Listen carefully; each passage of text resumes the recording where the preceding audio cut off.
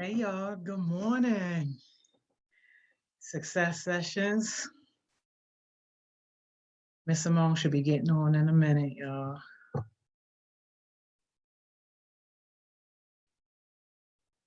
Straight.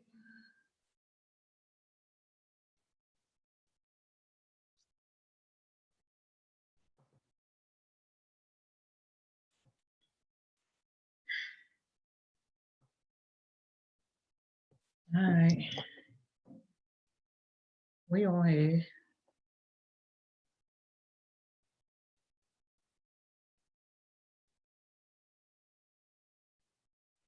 It's Miss Simone. She on her way, y'all.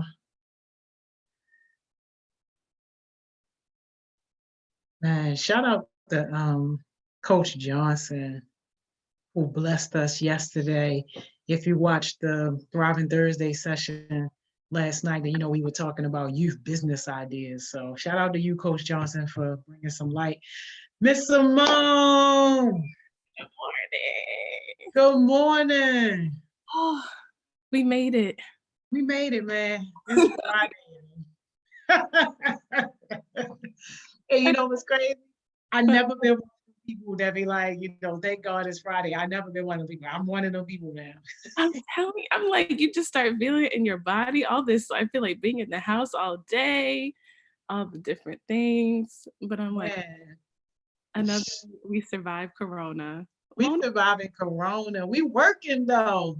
That's the thing. We working. We really are. I'm like, Jesus, I'm out of breath. We working harder before Corona. Corona put us on our job. I'm like, this is what we need, because right. This is just forward. Right, exactly. I was talking to somebody and I was telling them, like, for some people, Rona put them in a box. And for other people, Rona took them all the way out the box. I like that. Right. I don't know which one I need to be in the box.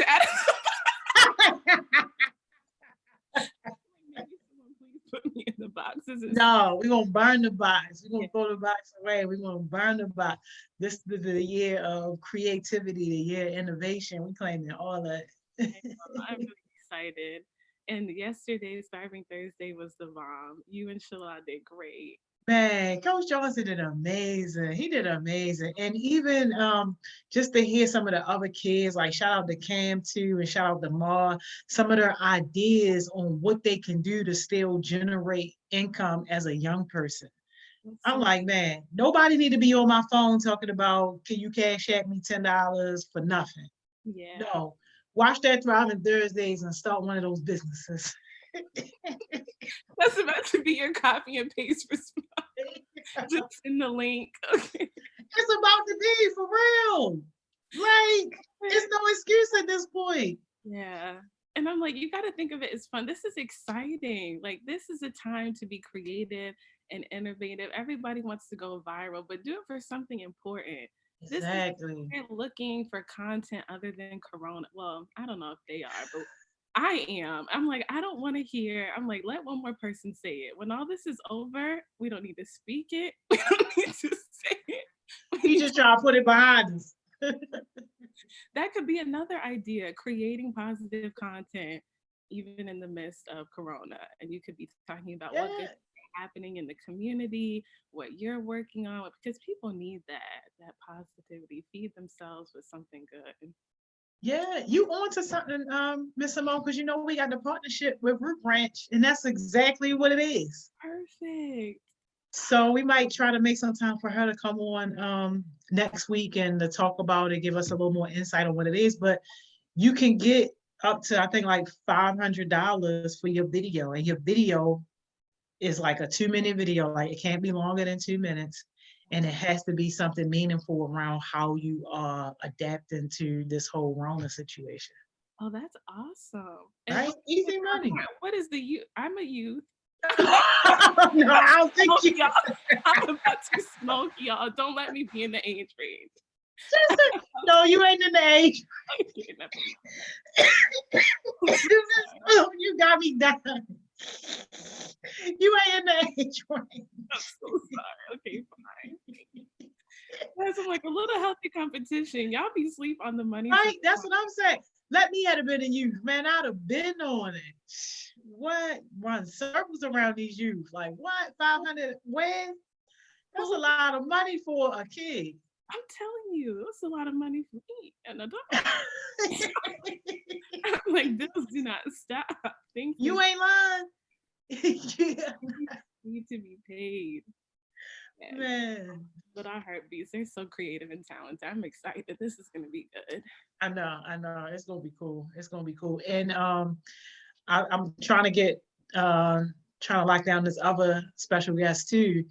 Be talking about everything juvenile justice. Yeah. So like if you want a box, if you on probation, if you're about to be on probation, if you got trial dates, if you in jail, just coming home from jail, like this gonna be the conversation to be. I'm so sorry. Let's stop laughing. I'm so sorry. Yeah, it's real though. It's real though. So, that's important. Because it's so easy to get caught up in our own lives and everything that's going on. Because it's, but there's so many people that are like impacted by this in so many different ways. So the fact that we can touch on all these different topics really makes me happy. Yeah, you ain't lying. All right. Well, y'all ready for today's topic? Man, we ready. We already know Miss Simone bringing the heat. We ready. I'm trying, guys. I'm like, this is actually really great. I've been like, okay, what are we going to talk about today? I really want to hear from you guys to make this practical. Like, this is structured time for both of us to get ahead of our game. All the stuff I'm telling you, I'm trying to live out myself, think through myself. So I know the top, staying connected while being disconnected. So each day we have like a loose topic. Monday was a little bit about friends. Tuesday was family. Wednesday was like significant others, but really accountability partners in general. Anybody you have around you needs to be holding you accountable and like a positive person in your circle. Then yesterday it was like staying connected professionally and with work and mentors. And then I wanted Fridays to be about like, how do you stay connected with yourself, your goals, your self-care, just all of that kind of stuff. So today we're going to do a little deeper dive on self-care because I feel like it's something that you can't get enough of. People throw out this trend word, but it's like, really, what does this mean? So try to think through some practical tips and questions. And then next week, I'm like, we can get even more practical. Like Monday, we'll start doing a daily schedule. So bring some pen and paper. Yeah. Doing my daily schedule. This is not a game. Okay, we gotta get And then I was even thinking, this is not real, but if y'all want to do stuff on budgeting, seriously, like this is the time to get a handle on your money, savings, all that kind of stuff, so that you can, once we're out and being disconnected again, you won't still be in the house disconnected because you don't have funds. That's real. Man, imagine if at this age our young people had good financial habits. No. And I feel like you can't stress it enough. This is a never-ending journey and process. So we're gonna keep talking about it. Get real with yourself. What are some things that are holding you back from really saving your money and maximizing it? And then whatever. Oh yeah, Coach Johnson said he's gonna help me do social media branding and so whatever things y'all want to talk about that's practical. We can stick with the topics. We could go a little off topic, but this is just good time for us. But now to the self-care because I'm really excited. Yeah. This is going to blow your mind. Okay, let me see. Let me share the screen again. Let's see. All right. Maybe it'll let me do it. Okay. All right. Just a quick dive. Self-care is not selfish. I'm about to be churchy in here. Everyone repeat after me. Self-care is not selfish. And the reason I put this title is because for the longest, I feel like so many times in different communities, or maybe it's just being a woman, like it's like if you take care of yourself, you're not taking care of others, and just all this stigma and what does it mean? So I'm like, let's get very practical and really look at the definition so you can feel confident about this. When you say to people, I need to take care of my self-care, you can feel confident that you're not being selfish, you're truly just being who you need to be for the best world and the best way you can present yourself to the world. That's what I mean. So selfish, straight up from the dictionary, is an adjective. It's of a person, action, or motive lacking consideration for others, concerned chiefly or solely with one's own personal profit or pleasure. Okay, so this like synonyms for this are like egotistical, all of in yourself. And I know this is like, maybe getting a little too deep in it, but like being selfish is an adjective, like it's a state of being, it describes who you are. So that's like you're doing things that are kind of being selfish, and you're like solely really thinking of yourself for your own gain. That's what being selfish is. Self-care is a noun, and it's the practice of taking action to preserve or improve one's own health, or the practice of taking an active role in protecting one's own well-being and happiness in a particular period of stress. So I love this because it really helps me to like, because I'm starting to believe it more and more. But when I see the definitions, I feel like I have a piece of evidence that further confirms like taking care of myself is not being selfish. I'm really just taking the driver's seat and preserving my own mental health and well-being so that I can be myself for others. And I'm not solely just thinking about myself. The whole point of self-care is so that you can be your best self, so you can be your best self to others, so it's really not selfish. And when you think of it like that, also self-care is like a noun. So a noun is a person, place, or a thing. It's kind of like a being, so it's a part of who you are. Whereas being selfish is an adjective. It's like you're being selfish, but self-care is a part of who you are, your quality of life. It's something more tangible. So that just kind of helps me establish the two. And when I have more words to describe like why I'm doing something, like I'm so sorry I can't do this right now, I'm just really focused on preserving my health and well-being right now, that helps me to communicate to others like it's not even about you, I'm not trying to be selfish, but I really have to make sure that my health and well-being is okay. And I think there's nothing wrong with that. Oh, that's powerful, Miss Simone. Oh yeah, I'm loving that. And like to your point too, like I had to constantly remind myself too that like you can't pour from an empty cup. So if you are not taking care of yourself and if you are not, making sure that you're okay, you can't possibly make sure anybody else is okay. You can't give what you don't have. You can't. And then that's when you're really decent because you're trying to pour from an empty cup, trying to focus on all these things that you can do for other people, but you're really not doing anything but hurting yourself and hurting other people when you're not taking care of yourself. And these next so there's 5 self-care practices for everyday life. And I feel like this kind of helps me to remember like what self-care truly is. Because some people are like, well, my self-care is smoking a blunt and listening to music. Okay. All right. Let's dive let's dive a little bit deeper into that. And Be even, real. and I'm gonna my self-care a lot of the time is getting my nails done. I love getting my nails done. But even that, like this, that what we're about to go through helps you put the categories of where you think your self-care practices are right now. It helps you to really check and think about how does this really fill me and serve my life? How does it not? All of these things. And when I first learned about it, I was like, oh, this is helpful because I just didn't know what self-care. I'm like, I'm just gonna just do whatever, shut the door and turn off and do whatever I want. But it's so much deeper than that. And so we don't get in trouble for plagiarism, I got all of this stuff from this source, verywellmind.com. This is not my own. This is just a resource that I found that I really spoke to what I wanted to share with you guys. Okay, so did y'all know there were 5 types of self-care? I did not know this. You need self-care physically, that can help you. Socially, you need to be sufficient and connecting with others.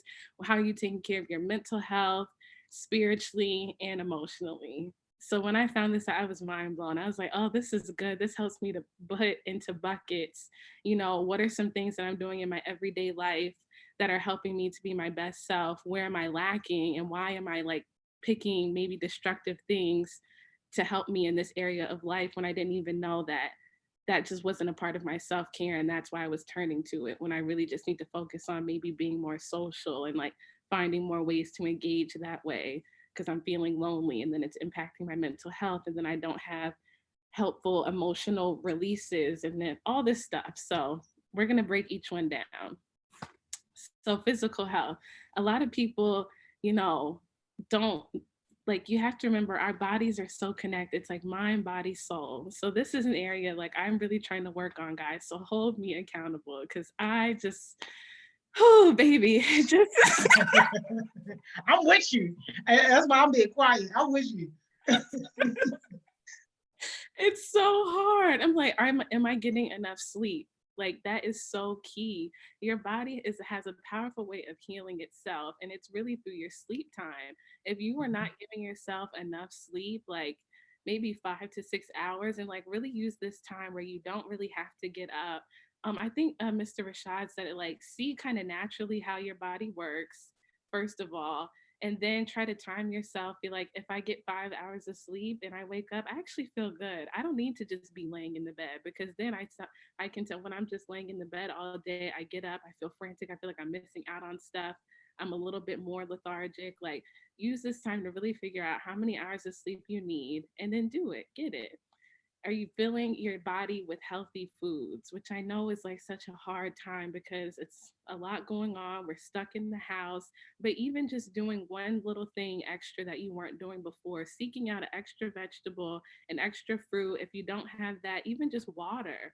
Water is so good. Like your body is mostly made up of water. If you can just hydrate more, just pick one thing that you weren't doing before. I know it's hard. Maybe eat one less snack than you usually do. That's not, but just being intentional about trying to add healthiness in your body, that will help like your self care, physical health. And then just getting out the house, getting enough exercise. Like, I think one of the biggest barriers for me is I'm like, I need to run a whole marathon. I need to do 30 minutes of cardio. And that's exactly why I don't do it because I'm already out of breath by the time I think about it. I'm like, I do not want to do this. This is stupid. But I was talking to an accountability partner that is like loves working out. Like that's really, really critical to their mental health. They're like, if they don't work out, they don't feel good. I'm like, oh, that's not my problem. I'm fine. But I know that it can enhance me. I know that it can enhance me. So they were like, well, just do something simple. It doesn't have to be a whole workout. So just do, and when you get up, 4 sets of like, oh, so I guess it's like do 12 squats 4 times, do 12 sit-ups 4 times, and then do 12 push-ups 4 times. And I was like, okay, I can do that. Now, after the third set, I was a little out of breath, but I was like, that's so much more manageable to me. And they're like, it's all about consistency. If you just do that every day, it doesn't have to be like, if you do something more, good. If you just do that every day, good. But just start there. And I actually did it this morning and I feel better. I don't know if it was because I actually worked out or if it was just because I was happy that I set a goal and I actually did it. But either way, it was bonus points for my self-care. All right. That's awesome. That's awesome. This first one though, this sleep, I struggled with that one for a long time, Miss Simone. Especially when I first started my business, because I had put myself in the mindset of, all right, I'm going to have to sacrifice some things. And the first thing that I sacrificed was my sleep. And then, like, after that, I sacrificed, of course, like time out, vacations, stuff like that. But that sleep one, my first few years in HeartSmiles, I had myself on like a 2-hour sleep regimen. And I know that it wasn't healthy, but like part of my goal for 2019 and going into 2020 was to start getting more sleep, because I do notice that, I perform better and I feel better, kind of like how you said, when you allow your body to get that rest. So I've been able to make sure that I get at least 5 or 6 hours of sleep now. But it's interesting that you put that one on there, because I think a lot of people, especially us people who always feel like you got to be productive, like that can definitely be a struggle. But you got to also make sure that you remember part of being productive is also the self-care and taking care of yourself. Yes. And for that exercise piece, I'm definitely one of those people. If I don't exercise, I don't feel right. Like Yeah. I got to. Like I gotta get in some type of physical activity. You know, Right. I'm doing my 3 miles, my 2 miles. If I'm really, really pressed for time and I can only get 1 mile in, but something, I gotta do something or else like That's my whole day is thrown off. that is amazing. That's throw it on me. Throw some well wishes. Because I'm like, I'm good. Definitely understand. I like to walk. Anyways, we won't get into that. But I'm trying No. accountability partner. I am. I But believe. Miss Simone, it's nothing wrong with that. And let me tell you something. Yo, a lot of people don't know, but I'm struggling with an old person problem right now with my knee. Yeah. So this has been the first time where I haven't been able to run and I gotta walk. Oh. So I could have said, oh, I can't run, so let me just stop altogether. Let me just not do nothing. But I kind of took the bullet to my pride a little bit and said, well, you know what? Let me just go ahead and walk. Cause Yeah. I ain't even gonna lie. I used to be one of those people that people used to get mad at. I'd be on there with my weight vest on, everything, just running. Had a 2 weights in my hands and everything, like gone. You talking about 5, 6, 7 miles gone. But now, nah, catch me walking. Just adapt and see. This is probably a blessing because I like to walk. So how about we go walk? Look at that. See, Hi, I guess. we're doing life together. Maybe that's like you need to help Simone out in this area. Do a little walking. You know what? That's cool. That's cool. And I was saying too, we gotta get something like around like health and wellness and stuff like that going. So whether it's like twice a week we meet at Montebello or Drew Hill or something like that, something where people who are into that can do something. I love that. Sign me up because Yeah, all right. We're going to make that happen. We're going to make that happen. I'm realizing too, I like group activity. I'm an extra, so that kind of helps to help me accountable too. I'm like, if I know I'm supposed to go somewhere with someone, I will be there. Like so that helps me to work out. So got all these little things. Me and Joni are sharing things that we struggle with that we're working on, but you just gotta keep it in the forefront of your mind. There's no problem with looking at where you used to be, where you are now, and where you want to be to help you, stay focused and get on your goals. So that's physical. Yeah, Jamira got some comments for you, Miss Simone. Yeah, come on. She said, I feel like once you get the mentality that you can't, you won't, you got to push through it and it's going to feel good at the end. And I feel like your mind and getting your head in it is 80% of the challenge and 20% is getting it done. Preach. Yo, yeah, Babies are dropping. Yes, Jameer, that is so true. And yeah. yeah, perfect. I'm like, I write affirmations for everything else. Like, I am powerful, I'm fearfully. I need to write like, I like working out. I am active. I am a runner. I don't know, but I think I'm gonna do that because it does. It starts with your mind, and like even just saying to myself, like, okay, so you don't have to do this whole marathon. Just do a little bit. Like I'm like, oh, I can do 12 squats 4 times. I can do that. So you're right. It's getting your mind right. Thank you, Jamaica. Yeah, thank you, Mira. All right. Anything else before we go to the next one? No, not right now.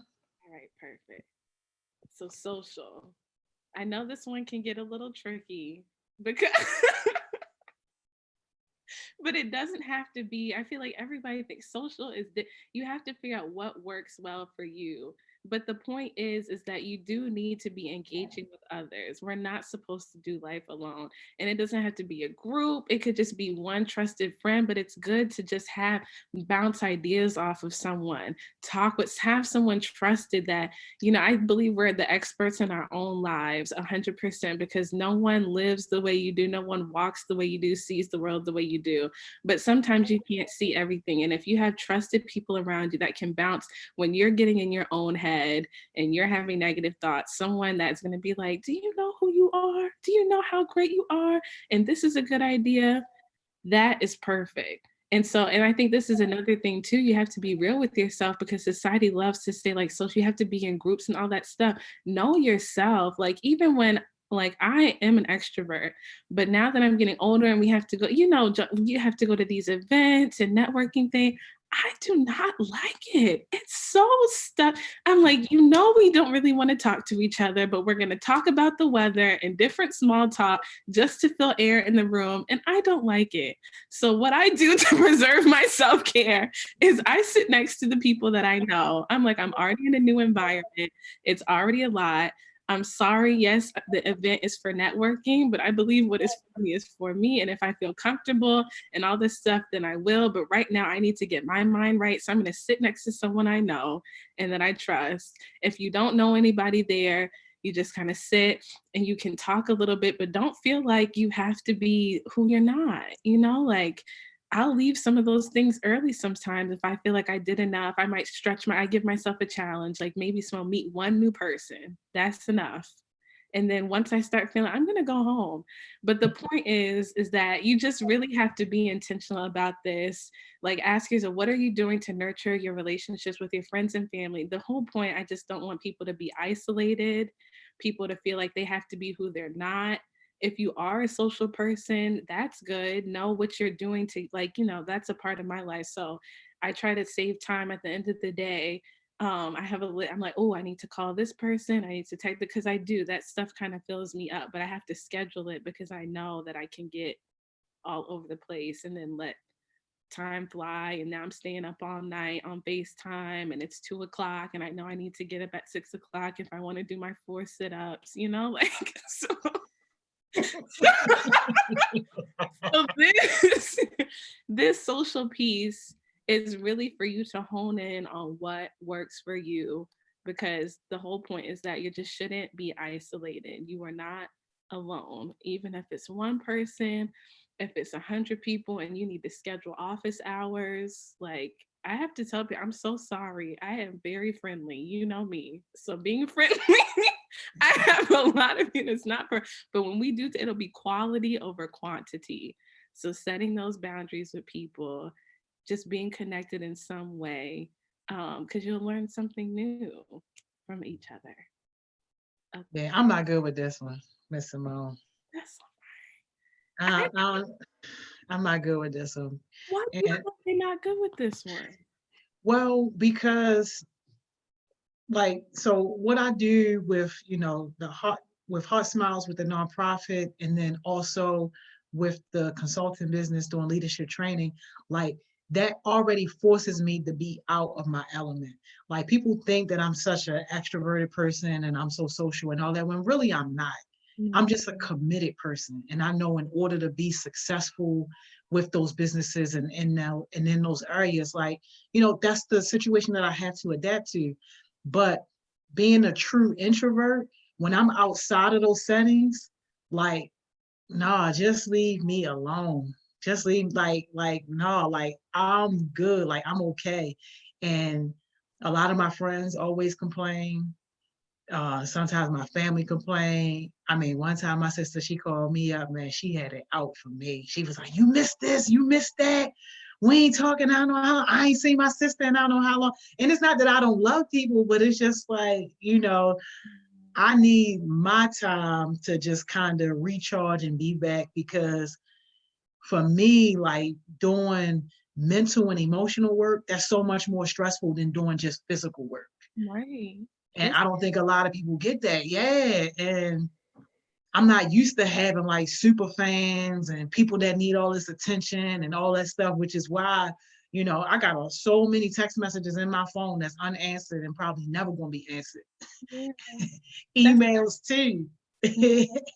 At this point, because it's like you got to prioritize. And I would challenge, I'd be like, John, I think you are doing good with this. So because like you said, all of HeartSmiles, we're together and connected. That's social. Your leadership training and development, you have to be social. So I think it's so good that when you're not, because you know yourself and you're introvert, you're like, I need time, please. Like that is a part of your self-care. If you were trying to please everybody, I would be concerned. I'd be like, you're not taking care of yourself because you're not being true to who you are and you're trying to extend yourself for other people. That's not self-care. That's selfish. So right now you really are doing social self-care. One thing I would try to say is like, I try to help people. I'm learning more and more as much as I can to help people incorporate in my life. So like one thing, like I said earlier, I realized self-care, I love getting my nails done, but I didn't really know. I'm like, maybe this is a little self, because I would be like, don't talk to me, but I realize I can invite my friends. So like I'll be like, I like to get this done. I had to realize, is it more about me getting my nails, or is it about just being alone? It wasn't about being alone. It's just the physical act. So now I can help incorporate people into my daily routine as long as I feel like it's not going to interrupt my self-care, which it doesn't. It's more of the act again. So now it like that's how I balance social time too. People are like, "Oh, Simone, what are you doing this weekend?" If I already have my nail appointment, I'm not moving it for you, but I'll invite you to come with me. Like so that could be a good way. Like you have to say, I'm really focused on my business. This is the kind of person I am, and I'm an introvert, so I need a lot of time. But I would love for you to come to this event, like come to HeartSmiles stuff, come to incorporate. So then they realize, oh, okay, so it's not that she just doesn't. It's just like she's focused on this. She doesn't want me around, but like she. So I would feel like if you invite friends and family that way. And then some people you do need some one-on-one time with, but if you structure like maybe once a month, I can promise you that. I can give you once a month of some sister time, quality time. You pick the one event that if I miss, you will never forgive me for. I can come to that.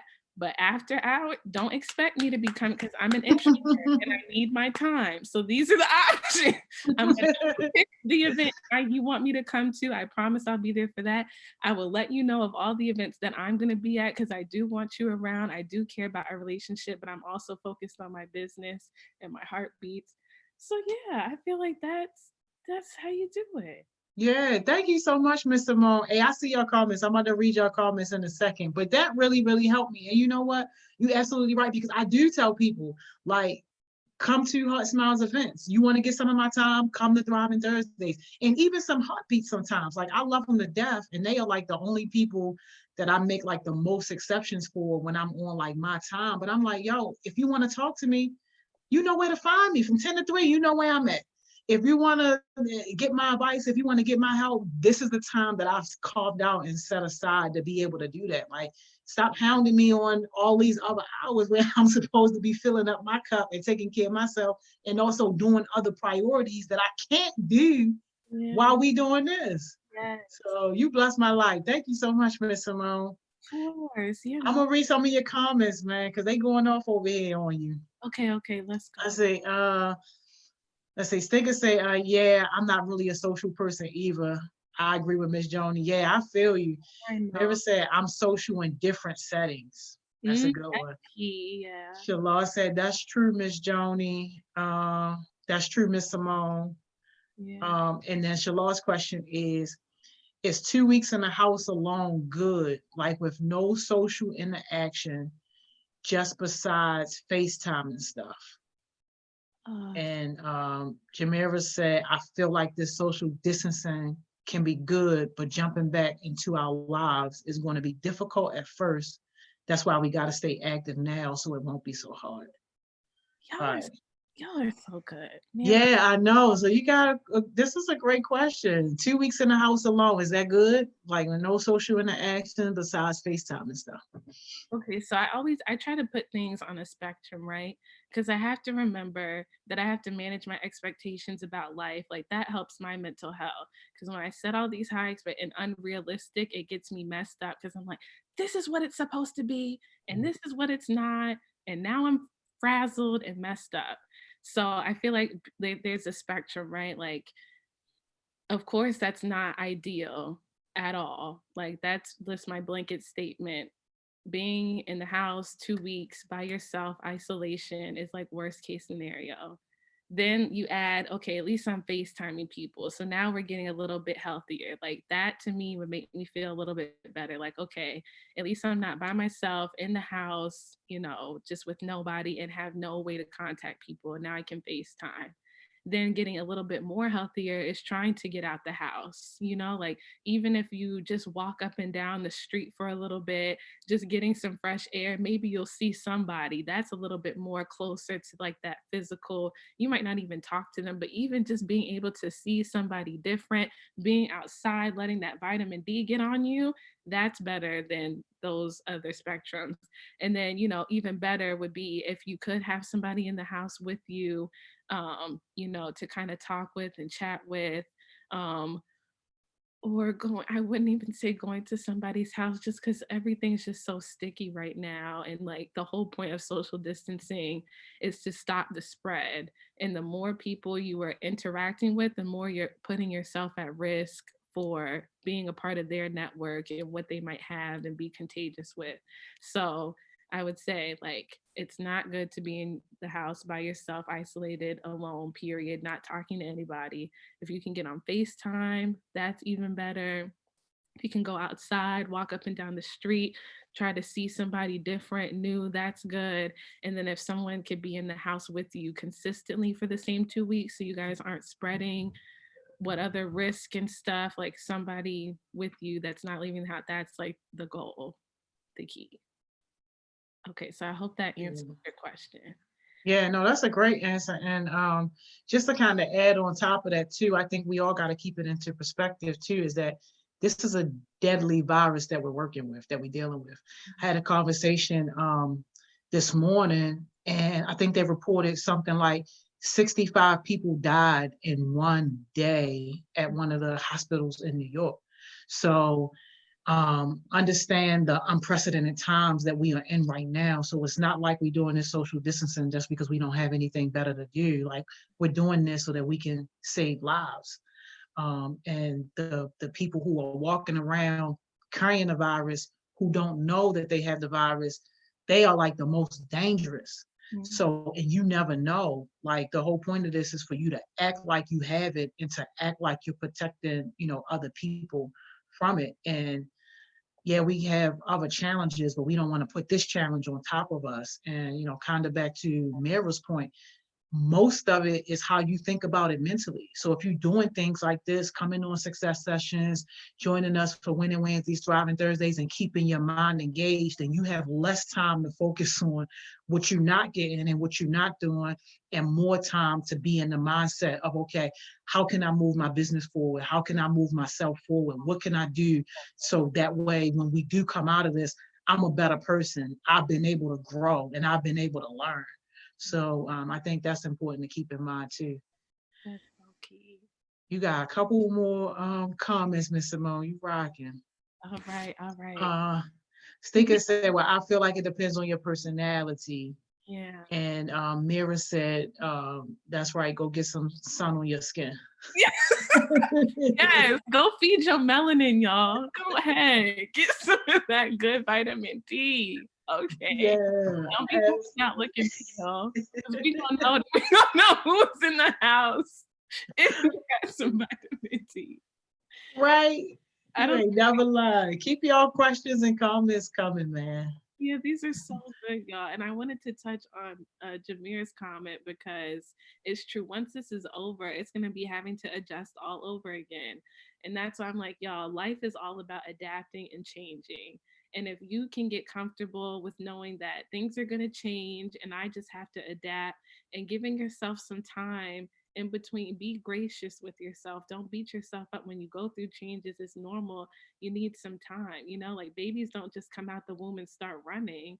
It's a process. You got to crawl, you got to walk, and then you run. So, I try to give myself, like, I had to realize with this too, a week to kind of get back in the mojo, like Jumbo, do my self-care, maybe set a little bit stricter boundaries so that I can make sure I'm good.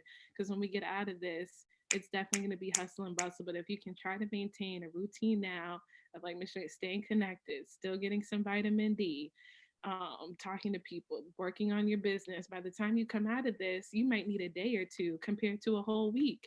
You just need a day, and then you be back adapting in the rhythm of things, sharing with people what you did during Corona, how you're better, all that. So exactly. And if you come out of this and you completely flat, because you chose to do nothing, don't come knocking at my door, y'all. Mm. Don't come knocking at our door. I'm not picking nobody up who wasn't trying to help themselves, who wasn't doing anything. People who sat around and did absolutely nothing, you ain't got nothing coming from me, nothing coming from HeartSmiles when we done with this. I don't want to hear about how far the rip behind, how much money you owe this person and that person. If you didn't at least make an attempt to try to keep yourself above board, man, go holler at somebody else. This is not going to be the place for you, because I'm going to be letting people know, like, yeah, you had a whole 60 days to work on yourself, to work on your business, to work on your personal professional growth, and you did what now? Nah, get out of here, man. Get out. Yeah, that's right. Cut him. Yeah, you got some more comments. Okay, wait, let's go to the next one. Let's go to the next one. Jamira said, like, one person with it probably won't show for 14 days without being tested. And then they can interact with like 10 people. They all get it. And those people interacted with it, then everybody gets it. Yeah. Absolutely right. Exactly. Shalaw's just saying thank you. Mira said, I feel like that's why it's so important for these social distancing. And we are a part of history. We went through a pandemic. Y'all gonna learn about this in 10 years. Absolutely. Yes. Yeah. This is gonna go down in the record books. Yeah. You ain't even lying. Yeah. And Ken said, then it'll be a habit. The stuff that you continue to do. Yeah, absolutely. Yes. Come on. They say 21 days of consistency will make a habit. So yep. Try it out, test it out, test the theory. Don't be letting people just tell you what works. You be like, you know what? For me, it only took 10 days. For you, let's make history, y'all. Let's come out of this bigger and better. Yeah, exactly. And if you a cold turkey like me, you make your habit just like that. I just do it. If I say I'm going to do it, it's done. Yeah, all right, this the new habit. Let's go. Y'all ready? Okay. Oh, this is great, y'all. We are about to be so good after that. I'm excited. Yeah.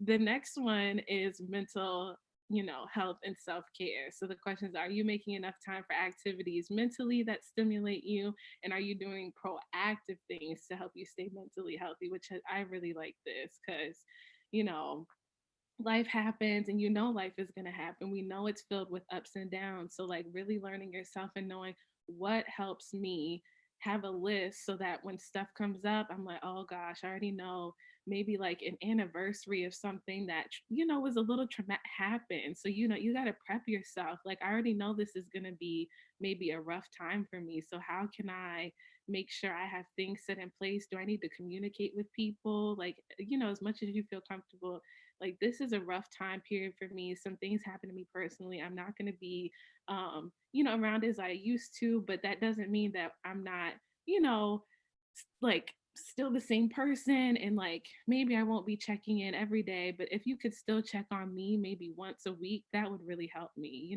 like doing things like that, telling people what you need from them and how they can like help you help yourself. And sometimes that comes with trial and error, but I'm learning more and more like, I have to tell people this is what I need, this is what helps me, this is what I'm going through. And then just making enough time for those activities that do mentally stimulate you. So whether that's like, singing or writing, speaking positive things over your life, just whatever you can do, like writing stuff down, people vision boards and stuff so you can see it every day, something that's gonna like feed your mental like with positive fruitful things. Like it never hurts to take that time out for that. So this one is pretty much self-explanatory. Being intentional about activities that mentally stimulate you. And if you don't really know, this is the perfect time to try it. Try something new. I think you always say that, Michelle, like try something new. If you've never drawn before, why not?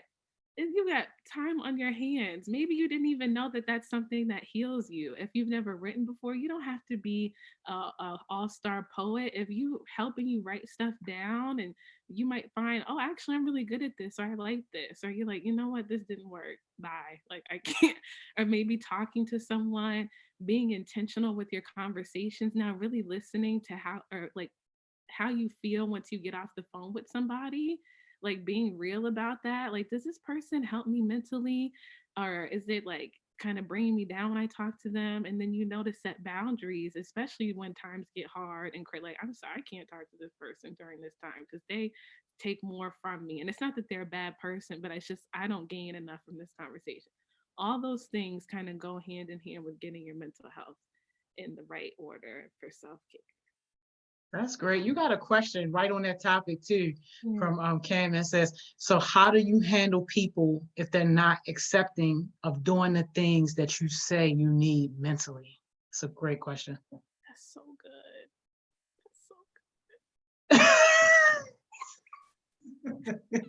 So y'all, I know it's so simple, but it's really easier, but you have to, and the easier you can, the more you can do this now, the easier it will become later. And people be a little upset, but I will not answer everybody's call. Like Michelle, there's texts that some people won't get a response from. And but this is just not, and like, I would practice if, confrontation, you feel like that person, that could be, try to have those conversations with yourself early. Like I said, it's better to just kind of put it on like, this is what I need mentally, and sometimes I don't feel like I can get that from you. I don't expect you to change who you are, but this is just what I need for myself. And so this is not healthy for me. It's not healthy for me. And I want the best for myself and I wish the best for you. And this is not, would hope you want the best for yourself too. And I know I might be the best for you, but you might not be the best for me.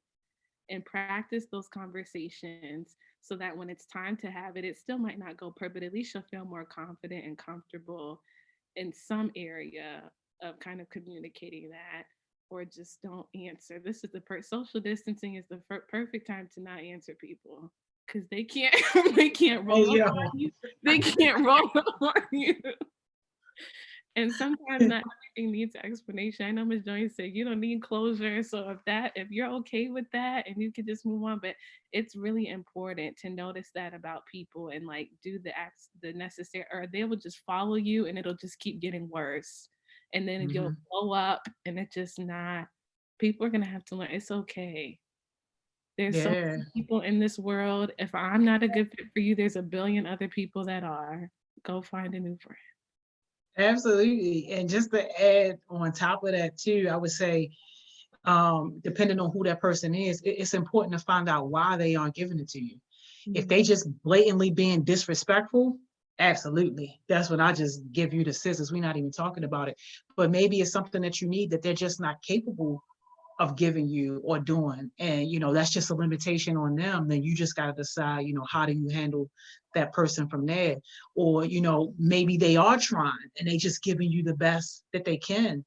So I think depending on whether or not that is, a person that that you want to stay in your life, explore that why, see why, and then determine how you're going to move from there. Stinker said, trying something new definitely helps, and it helps you to discover new skills. Yeah. Absolutely. And some of those skills might be money-making skills. You just never even know. Yeah. And Ken said, thank you. That helped. Of course, yeah. And that was good, to trying to figure out the why, because it'll probably be some other people that might come along. It might not be that person, but it's still that same reason as to why. So if you can figure that out and help to navigate that with whoever you come in contact with, you won't find yourself surrounding, like, I might got rid of Joe today, but now it's Jimmy tomorrow. Like, dang it, And even just one more point, I think time kind of helps, because it is easy to just say like, oh, cut people off. But even if you do a gradual, like on that spectrum, like I said, so maybe I used to talk every day. Then you tell me I can only talk to you like once a week because I'm busy doing this, and then, or 2 weeks, a month.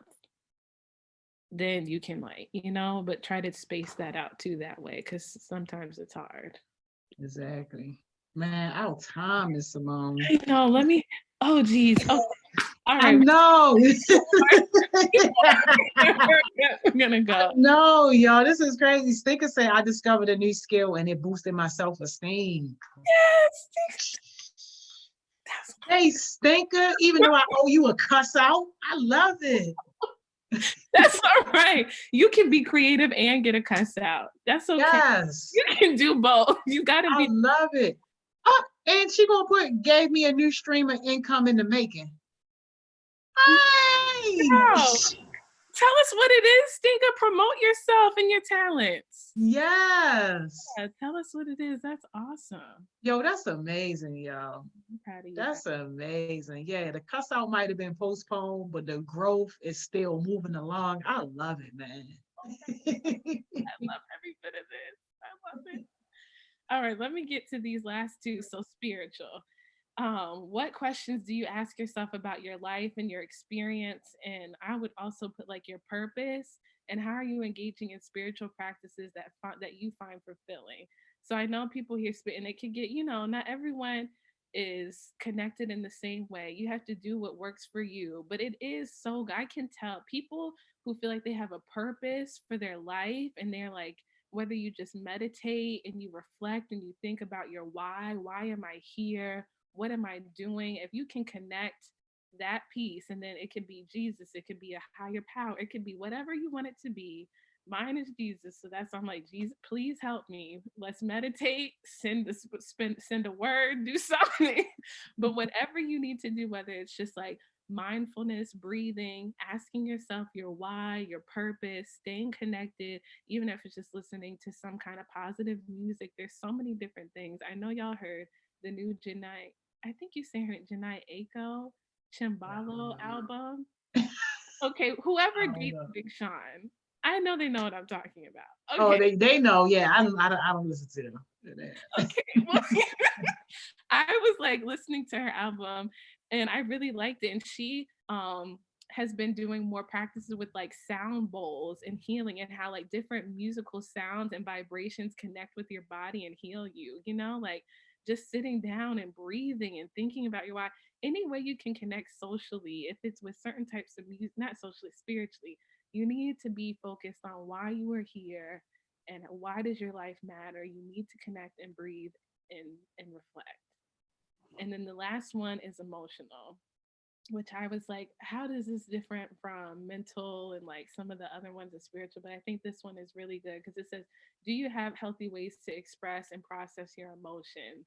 And like this is so key because emotions come and go. You should not let them rule your life. They are valid. You are very valid to feel angry, sad, all of that stuff. But however, you can't stay in that. You have to know what your emotion is and process and work through that so that you can continue to be your best self. Because if you don't, you will let your emotions control you. So whether that's writing, talking, like there's doing something to express yourself so that it's not staying all on the inside.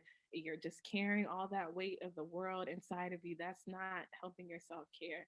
And then do you incorporate regular activities in your life that help you feel recharged as you're processing? So like unpacking. Do you need to go to therapy? Do you need to talk to someone? Do you need to like, do you even have the right words to really feel like you can express how you're feeling? Because mad, angry, sad, that's like a good start. But even more than that, are you hurt? Like, did someone actually hurt your feelings? It's okay to say that and be vulnerable. Some people might think that, but I've been realizing now more and more, and that helps people to stop being on the so defensive because everyone wants to be so hard. I'm like, no, that hurt my feelings. Like, that hurt my feelings. Yeah. It's not okay to do. Like, some people try to laugh it off, and I'm trying to be more intentional about that because it helps me to express myself. I don't just put it to the side. I'm not just harboring feelings and kikiing with you when I know good and well that really hurt my feelings. How did that really make me feel? How can I process that on my own? And then how can I communicate that effectively to you? Because you can't also hold something over someone's head when you didn't communicate how something really made you feel. You can't expect them to like now change. Now, once you tell them in a healthy way and you've processed it and then they still don't change, but but first identify what things really like make you trigger different emotions, process it, practice how you're going to tell the person, and then it's on them to do what they will to change and incorporate themselves in your life and your self-care. All right, I'm going to shut up now. Yeah, you got some comments. Let's see. Farrah said, I feel like listening to mindful podcasts helps. It has to be interesting. ones, even if you listen to a book, it's interesting for some reason. Thinker said, my problem is I let my emotions get the best of me. And Mira said, and you can start a ritual like it's a new face routine or anything of some kind of care. And me, I sometimes hide my emotions. I just keep going each day and I'm getting better. I have a therapist now, and having someone to talk to helps a lot. It just does something. That's awesome.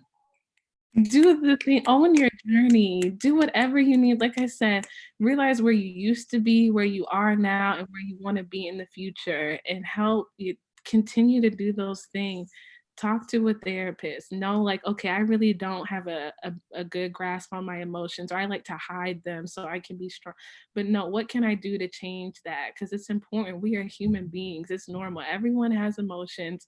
Everybody, I always say, like, some people, you just want to cry, but I'm in front of people. I'm like, half these people want to cry too. Forget them. Okay. Yeah. But maybe, but go to the side, do what you need to do, but express yourself in emotions, because it's not going to be beneficial to anybody, especially not yourself, to just hold it in. And it takes work and it takes time. But if you find things that can help you, navigate Mhm. those emotions during those times, it'll be good. I'm so proud. Yeah, that's real. Yo, and part of that too, it's just kind of like how Miss Simone said earlier, it's like knowing yourself. I had a conversation with one of our heartbeats the other day, Lyrical J, and I had her blocked for like 8 months. And I told her, like, yo, you hurt my feelings. Granted, I was leaning on her because you was out of line. And when I was leaning on her, she got smart with me. So instead of me saying anything more, I just ended the conversation and then I blocked her. And that was it. But I'm like, yo, you hurt my feelings. Like, no, especially when I'm wasting my cuss out and my time, my spit, my energy to help get you better. You're going to be better as a result of this. Yeah. Like, but no, you hurt my feelings. Bye. iPhone made it too easy. See you later. I'm out of here. But I just recently unblocked her. It's been like 8 months or so, but I just recently unblocked her because she asked me to unblock her. So I'm like, all right, I guess I'm over it now. But, but like, I know myself. You hurt my feelings, man. You gotta go. You gotta go. Take the time you need. You communicated how your feelings were, and I feel like that's like the best to kind of start. It just aren't you. You actually really hurt my feelings. This is not even on, because people are, oh, they're being petty, all this stuff. Mm-hmm. Like, you hurt my feelings because I did this, because, and having a product. I hope it was a productive conversation at the end, right? With What, you. when I was cussing her out? Well, yeah, I guess. Okay, never mind. You feel better about the conversation now that you guys are I mean, yeah, I feel better.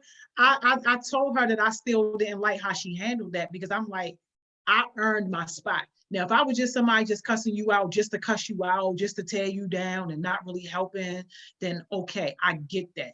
But you already know where I'm coming from. You already know I'm adding value and I'm helping you, regardless of whether we speaking or not, whatever kind of terms we on, you can come to me for anything. You know what I'm saying? So when we have that type of relationship, I earn my spot to be able to tell you and to be able to let you know when you dropping the ball and when you slacking. Like, don't get smart with me.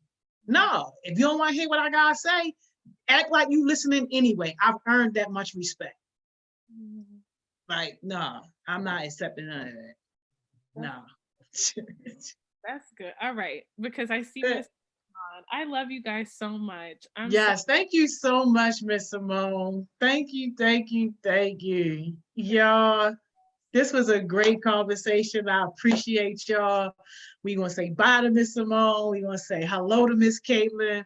If y'all were on yesterday, then y'all heard me announce that Miss Kaitlyn was going to come on for our 11 o'clock hour to talk about this food insecurity stuff and all that. We just want to make sure that we supporting people, especially during this crisis. But let me see, get into some of these comments real quick. Sticker said, always start with how I feel because, yeah, absolutely. And Mira said, yeah, no matter what, you always got to show respect. Absolutely, man. You got to show respect. Like, yo, I earned that. I earned that, like for real, for real. But yeah, I can't take the disrespect. You gotta go. And that is me handling the situation versus allowing somebody else to be in charge or to be in control of the situation. Now I know how to handle the situation. Block, block, block, block on every phone. Blocking on all the phones. Block, block, block. All right, y'all. But no, we're gonna get into this next conversation. There she go, Miss Kaitlyn. Hey, Miss Hi, good Kaitlyn. morning. Man, good morning. How you doing? Good, how y'all doing? Yo, doing great. Everybody was saying messing with you, people gonna go back to school on grade level. Yeah, that's amazing. Man, so many people were saying just how helpful you've been and just being able to have somebody who can connect with them and can explain complicated things in an easy way. Like, I'm like, that's a blessing. That's a blessing. We are blessed to have you on the team. I'm blessed to be here. Y'all see she got the HeartSmiles hoodie on. Yeah. Oh yeah. Yeah, so Miss Kaitlyn is going to do a special session, y'all. We're going to be talking about this food insecurity stuff and what we can do and just how we can help make sure that everybody is supported, especially during this crisis. And if you know somebody, like even if they're not directly connected to HeartSmiles, get them connected so that we can make sure that everybody has what they need. So with that, I'm gonna go ahead and let Miss Kaitlyn go ahead and take us over. Yeah. Thanks for having me on today to talk about this stuff. So I don't know how many of you know like what I do, but I'm a student. I'm a grad student, and my like work focuses on food insecurity and food access and making sure that specifically young people have access to enough food during times like this, and during regular times as well. And so I guess I just wanted to open up the conversation and hear what y'all thought about like getting food during this crazy time. And I know that, there's a lot of stuff going around on social media about how, the grocery stores are empty, and that is true in some places, and how people are like hoarding things and hoarding toilet paper and hoarding, pasta and things like that. And so I just wanted to hear about y'all's experience with this, and to hear if there have been any challenges to getting food, or things that you might have experienced or that people around you might have experienced. So I'm super open to hearing about these kinds of things. And I'm wondering if y'all have anything to share about that. Yeah, and y'all, I know that it's like a lag. It's like a 10 or 15-second lag. By the time you hear this sentence, we will have moved on like 20 seconds into the conversation. So if you want the code, I can give you the code and you can come right on here and talk with Miss Kaitlyn live. Let me know if you want to do that. Just type it in there. I'll DM you the code. Long as you got the Zoom app downloaded, you can join us live in this conversation so that we can kind of keep things flowing. Yeah, that would be really cool if we had a couple people get on. I would love to have that. The bread section was empty. Yeah, that's real. What other sections did you see were empty at the store?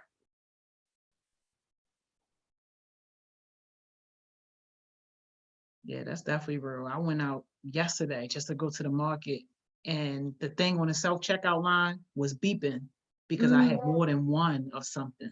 And they had limited. And I wasn't mad. I was like, you know what? I was able to get something because of that rule. Right. Yeah, no, totally. I've been seeing at my grocery store too, they have been limiting things like milk and eggs and cheese and all of those like essentials. I think it's a good thing. I think it's really important to be prepared. But I think it's also really important for us to make sure that we're not just being scared and buying everything and then having the food go to waste or things like that. Yeah, I see no noodles, no meat, no bread. Yeah, it's tough. And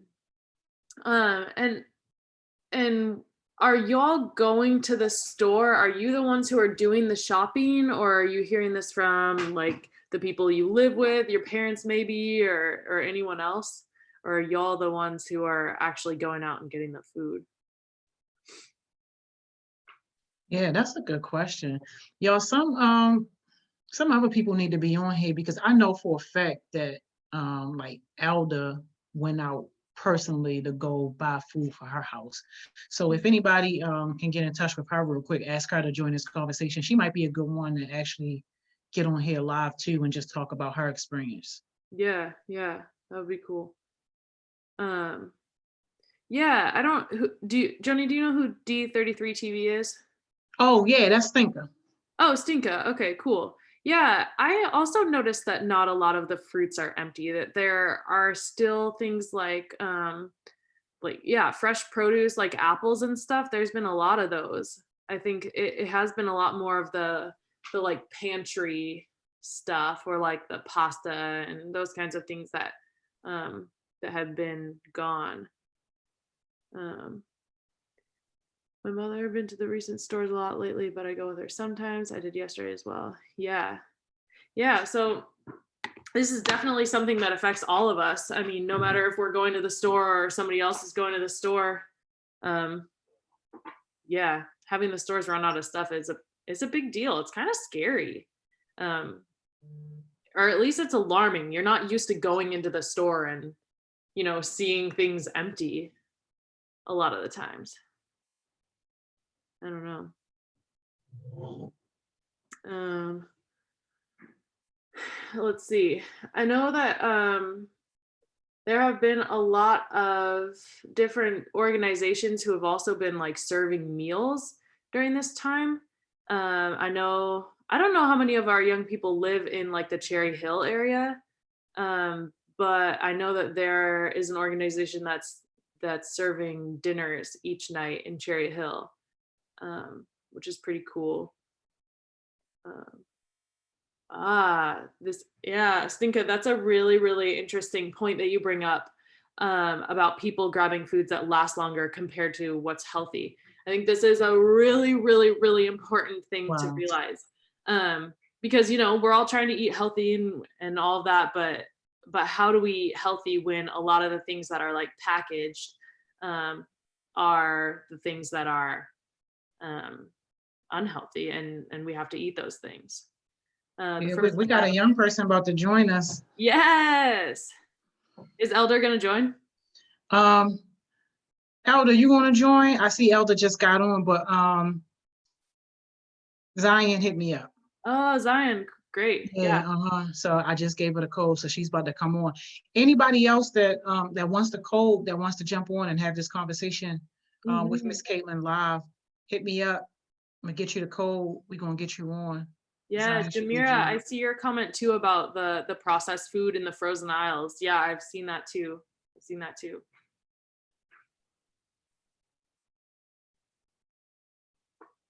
Yay, Elder, I got you. I'm about to DM you the link. Zion should be getting on in a second. Cool.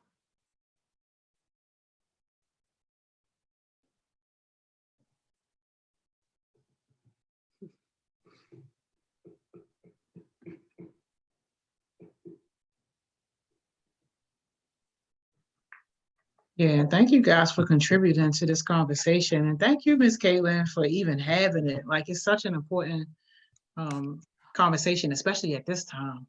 Yeah, I'm happy to talk about it. I wish that there was more that I could do. So for everyone who's watching, I was going to there's like a little bit of funding, a little bit of money that that Johns Hopkins was saying, like, we're going to give out for projects. And then they basically said that it was they're not really focused on, which is really insane to me, but they're not really focused on like domestic, like in the US, and they're more wanting to give that money to projects that are international, and projects that are already like ongoing. And so that's pretty frustrating to me, because I think that there's a lot of research and projects that can be done and a lot of good that can be done, obviously right here. And yeah, I guess it's just really frustrating to me that they're not really willing to put in the money for that. So anyway, Zion, hi. Hi. Track star. Yes. Zion, so tell us about your experience, or tell us why'd you get on? What do you have to say to us? I'm excited to hear. So about food insecurity. There's a lot of people like this, how you were saying, that don't really have opportunities, even if they really need it. So like, for example, some people at my old school, they'll just, instead of giving it the food to everybody, they'll choose and pick who would need it. And last year at some point in time, I needed it, but like the school didn't know, and then if we would say it, they'll think we just getting it for the snacks, or we'll just get it like just to have it. But at the same time, it's like, okay, you said you don't really know what's going on at home, so you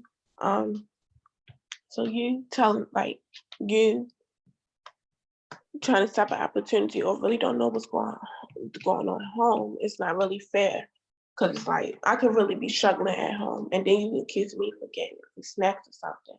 And it's like, dang, what if I really don't eat at home, and you only offer it to certain people when you can offer it to the whole school, because you really do not know what's going on at home. Another thing is, I feel like when I got on here and you were talking about how they were only going to give it to food bank internationally and not domestic, how do we know that everybody who need it will get the food that they need? And how do we know that international things are getting every single place? Why can't they do it international and domestic, so we know that the people in or struggling to get food and have food for this whole corona thing, like have availability to it, things like that. So yeah, I just feel like it's not taken seriously, but like they say it's taken seriously, but I don't think it's really taken seriously, because like it's still the same people that really is not like having food and still struggling. So I think it needs to be more action put into food insecurity all over. Yeah, and do you think that applies to, are you talking about all ages, or are you talking about young people specifically? Oh, I'm talking about all ages, because everybody need a nutritious meal. So I'm talking about all ages. Yeah. Yeah, thanks for sharing that. Yeah, I totally agree with you, and I think that it's a really important point to keep in mind that, like you said, although we're giving all this money to internationally, we got to look out for the people who are here, right? And because we don't exactly know what's going on with people here, especially during this crazy time. So yeah, thanks for sharing that, Zion. Do you have other thoughts? I see Elder also just got on. Not right now, not right this second. Okay, cool. You're welcome to stay on those, Zion. Okay. Elder, what's up? Hi. Good to see you. Thanks for joining us. It took me forever to try to get it to hook up, but it finally worked. Oh, that's okay. You're here now. Yeah, so we're just talking about food security. We're talking about it in general, but also like during this time, and talking about how people are getting food. And Miss Joni had mentioned that maybe you had done some shopping for your family the other day. Do you want to talk about that experience? Definitely. So one thing I feel like just learning how to do it, just like actually, because I had to go by myself because my mom couldn't go. So it's like she would give me a list, and I had to just make sure like I got the stuff that was was actually good for you and not just junk food. Because if I spend all my money on chips, like what I'm gonna eat when the chips are gone. So yeah, it was definitely difficult. And being here like all day, it's like the food run out really quickly. Yeah, that makes sense, because normally you don't eat all your meals at home, right? Exactly. Yeah. So what kinds of things did you get? So at first I got like French fries and chicken nuggets so I could just heat them up. And then I started like, that was like the first week, but then I got tired of that. So I got like fish and chicken and stuff so I could actually cook. Like, for example, yesterday I made salmon. So it was like, it's better to like make real food instead. Yeah. And did you know how to make those things before? I didn't know how to make salmon. I called my grandmother. She Oh, helped. nice. That's good. Did you find that there were things that you couldn't find at the grocery store that were out, or was it pretty much well stocked? At first, the first week, the store was empty. Like it was nothing in there. But then I went, I think it was Monday, and they had restocked. The only thing they didn't have, I wanted some crabs, and they didn't have it. Okay. Yeah. How did you feel when you went in and there was like not that much stuff? Was it surprising to you, or? No, it was sad. It was really sad because it was like, dang, like y'all didn't have to take everything. Like, Yeah, like when you go down the toilet paper out, it's still empty. Yeah. It's What do you think crazy. about that? What do you think about everyone hoarding the toilet paper? I think it's crazy because it's like you have to be considerate. Like you only have one behind. Like what do you think you're gonna get corona and just have to use a bathroom all day? Like Yeah, definitely. Yeah, it was definitely frustrating. Luckily for us, we already had our toilet paper, so we got it before the wave hit. So okay, that's good. That's good. Okay, so there's a question. I'm gonna pose it to both of you. Camry says, is that how you say it? Camry? Okay, yeah, that's chaos smoothies. Oh, got it. She says, how do we decipher who really needs and who doesn't? Some people say they need it, but then they hoard the resources that they're given. true. I don't know. How do we decide? I don't know because I feel like at this time right now, you really can't tell because I'm the type of person who I don't really like to ask people for stuff because I know it's people who need it more than me. But it's like when it comes down to it, we still gotta eat. So it's like I'm eating all the food and my mom don't have enough money to keep going to the store. Like, so I don't know. I feel like everybody needs something, but just like give it in like proportions and stuff. Like don't give like a whole lot to one person. Unless it's like a bunch of people in the house, then give more. Yeah, and also like when you saying at this point in time, we can't just like judge people like, oh, this what they have, this what they don't have. Like at like I said before, you really can't know what's really going on unless somebody actually tell you their story. So it's like it, like she said, give it in small proportions, things like that. Like start small, and then like you can tell when somebody really needs something versus when they don't. Like as time go on, you're gonna know like, oh, like do they really need it or do they just having it just to have it?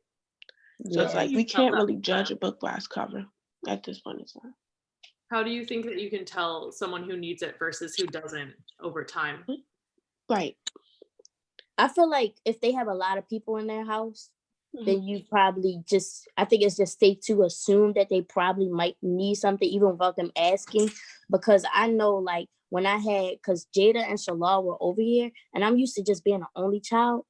And then when it was other people in the house, I'm like, hold up now, because we running out of food way too quick. Like, so I can't imagine like people having like a bunch of siblings and stuff. Like the food must run out really fast. Yeah, like especially if you're home all day.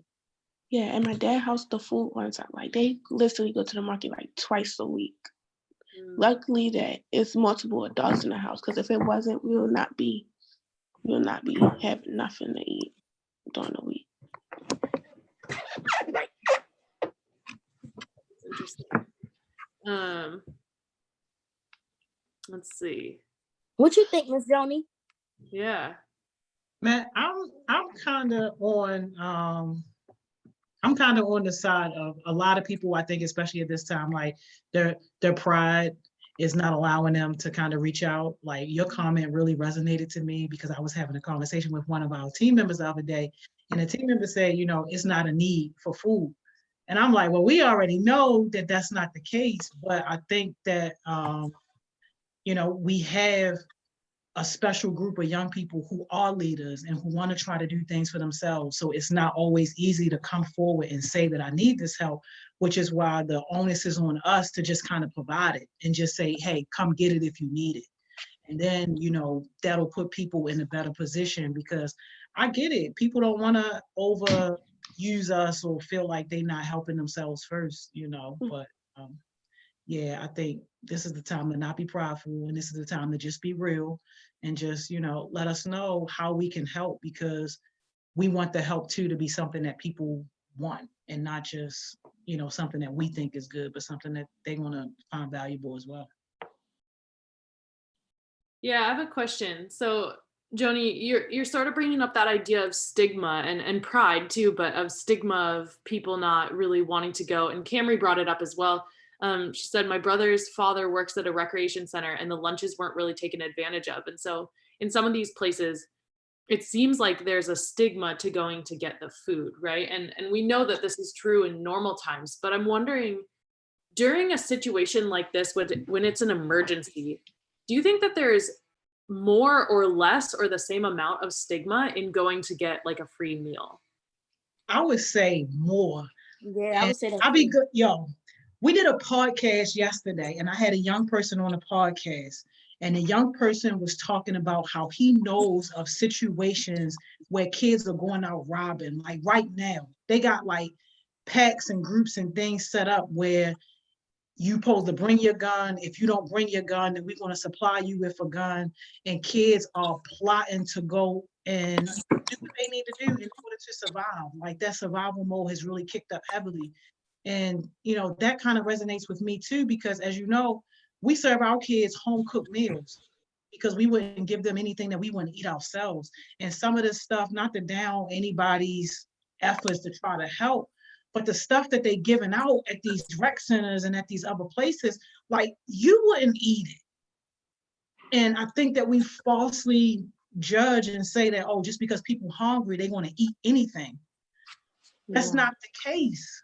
Yeah. That's not the case. And it's disrespectful to think that people would just eat this garbage. They're not eating it on a normal day. Yeah, definitely. Definitely. Like, the little lunch, like the lunches that they give you for like when you go on like a field trip and stuff. Like, I don't eat that when I go on a field trip. Like that stuff be nasty. Definitely. And it's like, it's not really fair. I feel like, yeah, we in an emergency, so it's kind of like we had to give whatever we got right now. But it's like, I don't know. I feel like the city could probably set up a different system where they could like still provide the same amount of food for like the same kind of food that they would get in school for the kids, so they could eat. At least it could be hot, like right. And then it's like they will be getting it anyway in school. So it's like, what's the problem now since we're out of school? Why can't you still give the same thing? Yeah, because can't they cook it at the rec center?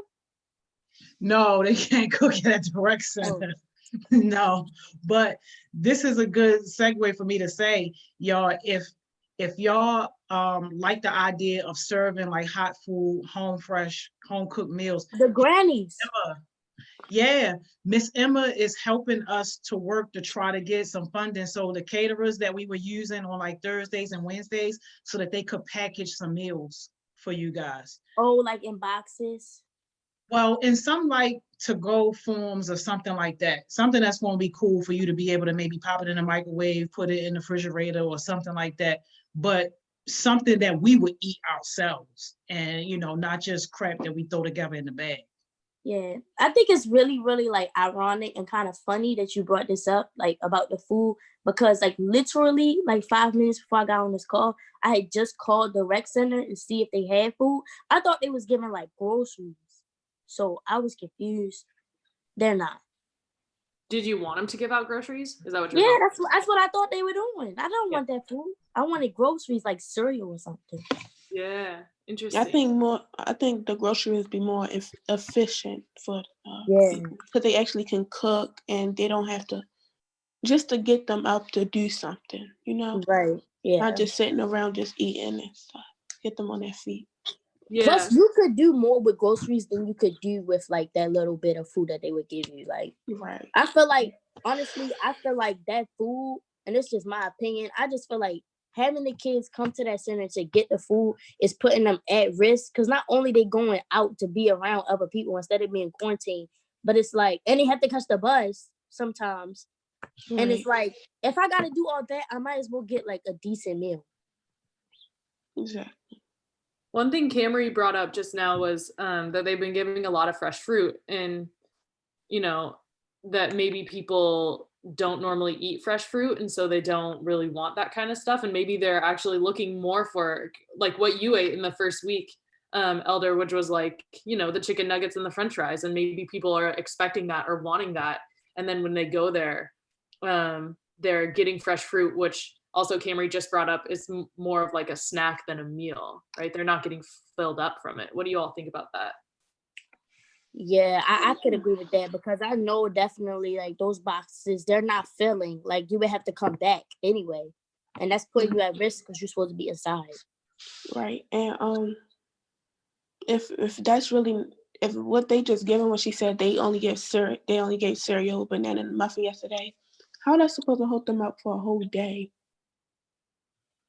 Yeah. Even if you're sitting in the house, you're still gonna be hungry because you're gonna be bored. Right. I don't know. I just feel like, I mean, it's kind of hard because it's like, okay, we see you're trying, but it's kind of like you have to try harder, considering that there are people out here robbing, there are people out here stealing to get food. So it's kind of like you have to take it seriously. Like, this isn't just, oh, give them a little snack. Right. And I feel like I don't think they just put in their energy into this corona thing. I feel like they doing more than corona, when I think their main focus should be making sure that everybody getting food, everybody have the basic needs that they need just to make it through while they not in school. Yeah. Miss Joni, do you know like what they're doing like with the teens that don't have nowhere to live? No, I don't know. And I know that that's like a pressing situation, because we had like one or two issues that came to us for help with that. You know, our partner is the health department, and with everything being so tight because of this corona, like even some of their resources that they would normally have like weren't in play. So I'm honestly not even sure. Like, we just doing the best that we can right now. Yeah, but if you know somebody, definitely send them our way, and we'll do everything that we can to help You them. know, I don't know anybody personally, but I'm just thinking like it really is teens out there, because there's teens in school that is homeless. So it's like, if you're supposed to be under quarantine, where you at? Like, And then parents are getting irritated putting them out, even though stuff still going on, because you know some people not in that right now. yeah, I'm definitely getting sick of my mother. Oh my God, don't do Miss Toby like that. Y'all, Miss Kaitlyn be right back. Her internet is tripping, hating on her. She gonna be right back. But don't do Miss Toby like that, man. For real, I went outside, she all like put a coat on. I'm like, is you worried about the coat? Like, I had a jacket on. She don't want you to catch the Rona. That's not how you catch it.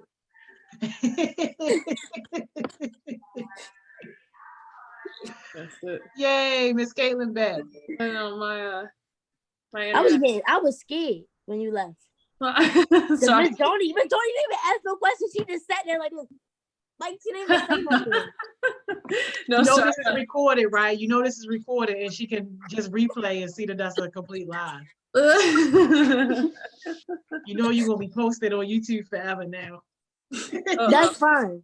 You That's talking fine. bad about me, Elder, when I was gone? No, Miss Kaitlyn, you was keeping the conversation rolling. And after you left, Miss Joni just stopped. Like, Miss Kaitlyn, no, that's a lie. I don't even roll like that.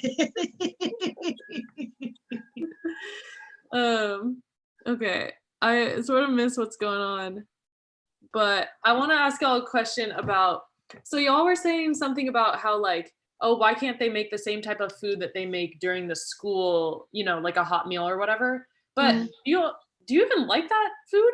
no, but it's better than the cold one. Right. Okay, yeah, that And makes sense. I'm not gonna hold you. Some of the meals really be banging in school though. I ain't gonna hold you. What do you mean? Right, they really be good. Like the pizza, that's really good. So can you tell me about like what's like a typical meal at school? Milk, fruit, beans. They usually give you like a side, like beans, salad, and like for the meal, sometimes it'll be stuff like mozzarella sticks, pizza. Burgers, cheeseburgers. Yeah, those. I don't like any of it, but if I'm really hungry, I'll eat it. Yeah. Stinka likes the pizza and the spicy chicken sandwich. Oh yeah, those are good too. Is it good? Yeah. Wait, is people on here? Well, Yeah. they're not on Zoom, they're on YouTube. They're putting comments. Why can't I see the comments? You have to go to the YouTube channel. It's fine. Don't worry about it. Okay.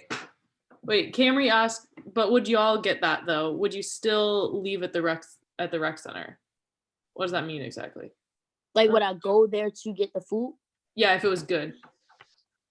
If it was good? Mhm. Like the food we get, if we had the food that we get at school at the rec center, would I go? Yeah. Yeah, I would go. Yeah.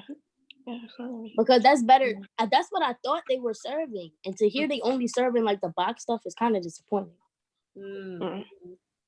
It's like, what's the point in even going down there? They could at least deliver it. That would take a lot of work though, right? It would, but I think it's worth it. Yeah. But then who's doing that? Is it like the regular workers from the school cafeteria? Or is it like volunteers, or what do you think?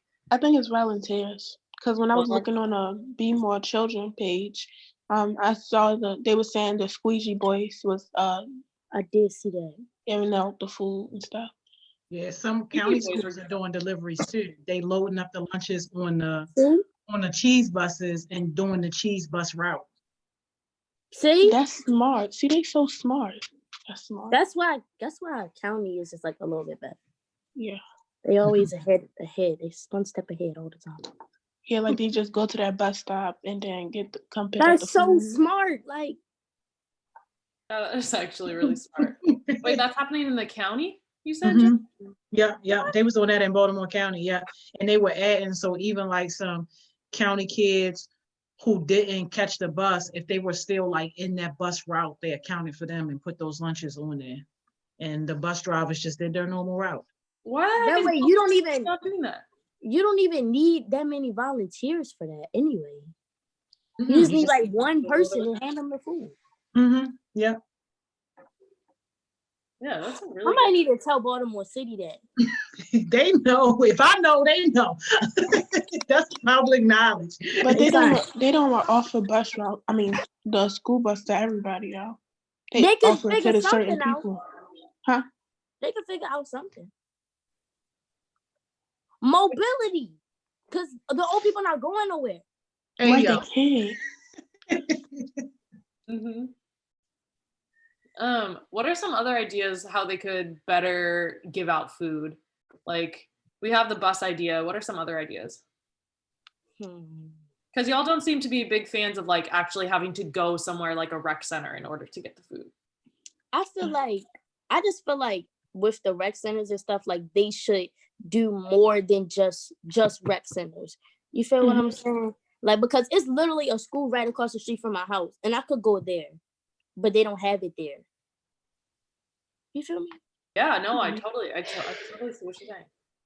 And it's not a lot of rec centers, and I don't think it's enough rec centers just for them to be using rec centers to give out food. Right. Because I don't think they're using all of them. Elder, who you got? You got Liberty Rec Center right there? No, I called them and they said, no, Liberty Rec Center. No, I don't go there. That's far from my house. They said JD Gross. I don't know where that is though. That's on that hill. It's across from that school. I forget that street. I think it's Green Spring. Like when you're coming up Green Spring, it's on that hill. See, but I don't even know where that is. I mean, it's too far. Oh. Camry suggests two things. She says one thing about post office workers What do y'all think about that? About post office workers like dropping food off?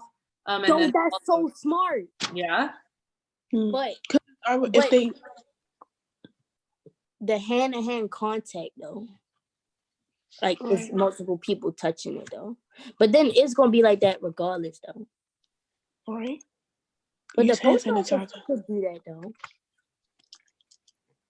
You say use hand sanitizer? Yeah, you could do that. Yeah, use hand sanitizer. Or gloves. Yeah, gloves.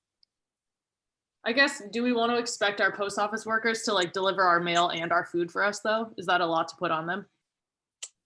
It's like, I don't know. Like I feel like with like the mail people, like it wouldn't be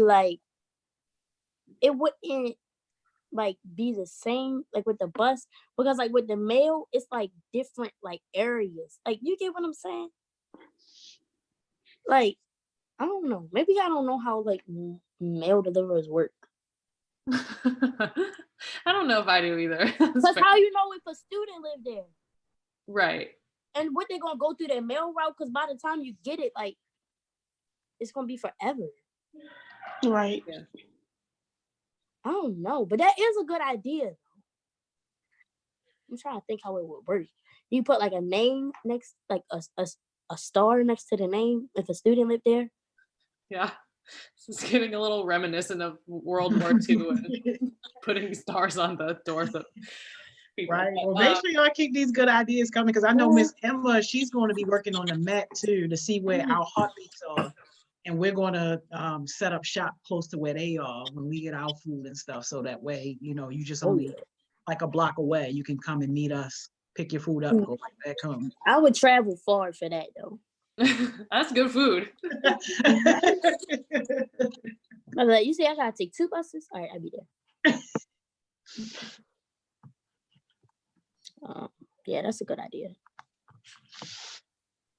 What was I? Oh, the other idea was churches. Has anyone heard of food being given out at churches? No. Yeah, because churches, they already do like the food. They give away food already. So it's like you could just, they do that like every Friday. I know my grandmother, she worked at a church and they give away food every Friday. Like groceries or like a meal? Groceries, yeah. Wow, that's awesome. Yeah. Yeah, that's a good idea. I think I might do that actually. I'm gonna call my grandmother after this. Yeah, you should. Oh, because it's so close. What'd you say? That's smart. So close. Wait, what? What you say? I missed it. Cam said maybe they should do a sign up for the people who want the post office to deliver to them. Mm-hmm. Yeah, that is real smart. Got them banging ideas.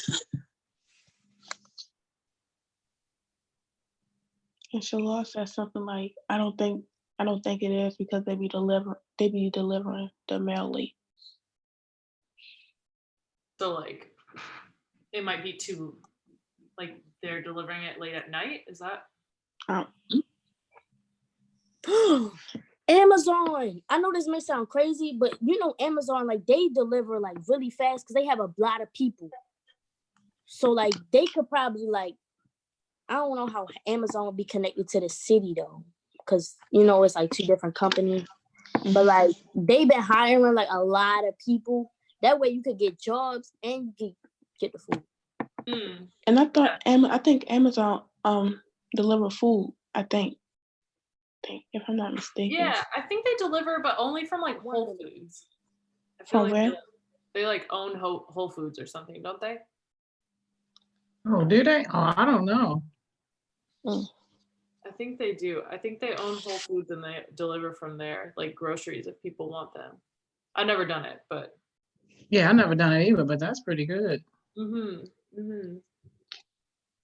Yeah, I know that there are a lot of other like grocery, not necessarily like groceries, but like produce delivery boxes and stuff. Have y'all heard of those things?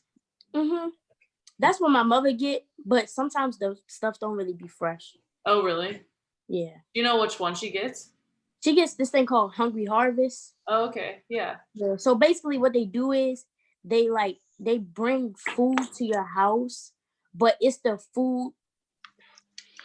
it's like the leftover food from the market. Mm-hmm. It's not bad, but it's like, you know how sometimes at the market they want everything to be perfect. Mm-hmm. And if it's not perfect, they just throw it away. Mm-hmm. But sometimes they'll throw it away, but it's not bad. Mm-hmm. Mm-hmm. So my mom would get that and stuff. Yeah. So what do you think about that? I mean, I know you just said that sometimes the produce isn't that good, but like overall as a concept, what do you think about it? I think the concept is good. I liked it when we first got it, but it's kind of like when we first got it, it was good, but then like it's slowly like the quality started to go down. And I'm like, what is this even? Like, and they should have like if they do that and they give it to students, they should have like a book or something so they know like what this vegetable is and how to cook it. Cause like they'll give us a vegetable and I won't even know what it is.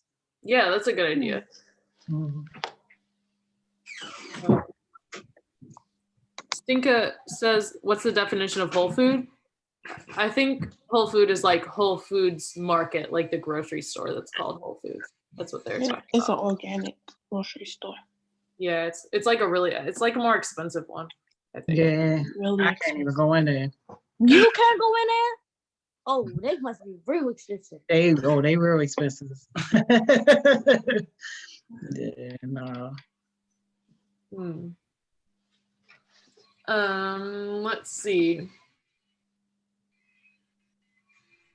I don't know. Joni, what are your thoughts on like produce boxes and like trying to get those delivered from like food that would have been wasted? Yeah, I've heard of it. The one that I heard of was called Ugly Food, where they were saying how, because maybe like the potato like was shaped a different way or something, it was still good, but like people didn't want it. So like foods like that, instead of throwing it away, just like Elder said, people could sign up and have those boxes. I think it's cool for our particular audience though, for young people. I really want something that they are going to eat. So like even when we had the fresh foods at our Thriving Thursdays at Winning Wednesdays, you could clearly see the meats and the starches go first. And sometimes, we even have leftover vegetables, but really trying to get it down to a science of, okay, what kind of vegetables do you like the most? What type of foods would you like? And even if we were to do the fresh boxes, what do you really want to cook? And what's really going to go to good use and not just sit in the fridge and rot.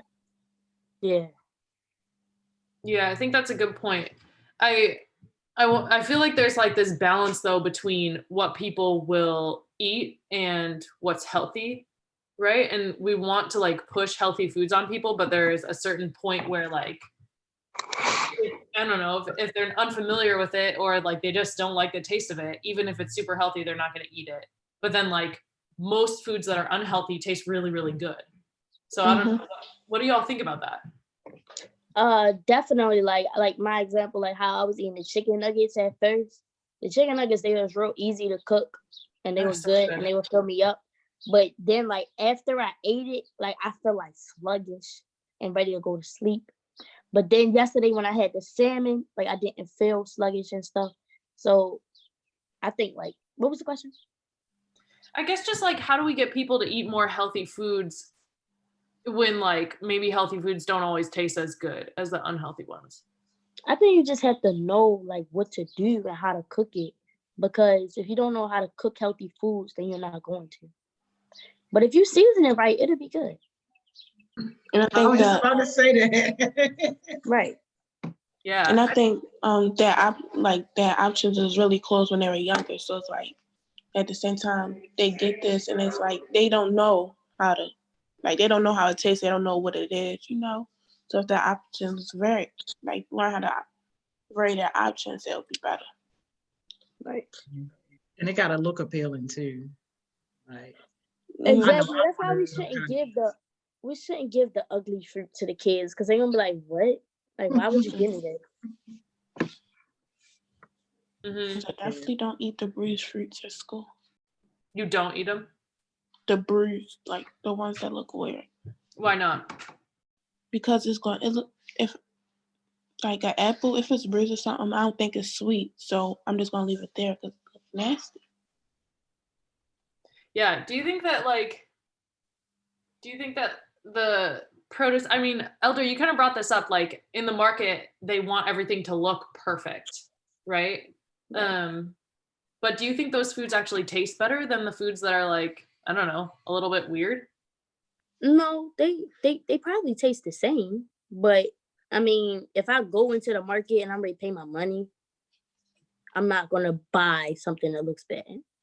Yeah. I think what they should do is if you go to the market and they can have a little section for the fruits that may not bruise, because you shouldn't sell bruised anything. Like, but if it's just ugly, they should just be free. For real. I mean, I guess like, or they could sell them at a reduced price, right? Oh yeah, right. That's it. Just because they got to make money still. Okay, well, the ugly fruit can be at a reduced price, but the bruised fruit can be free. Because they're gonna throw that out anyway. Right, you can eat around the bruise. Yeah, I mean, totally. You could definitely eat around the bruise, but it's not like the preferred one. Yeah. Not doing it. You're not eating around the bruise, Joni? No, I'm not. Why not?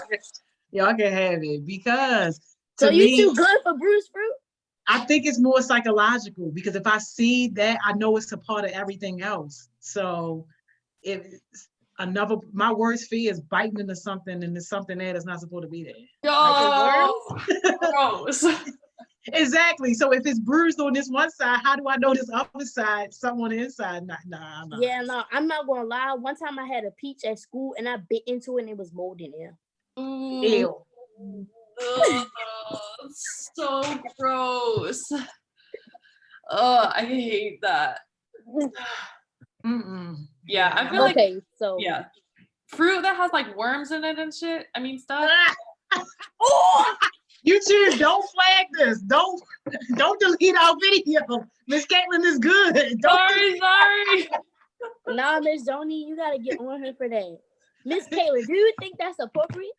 No, I don't think that's appropriate. I just got way too into it. I'm sorry, everyone. This is my public apology.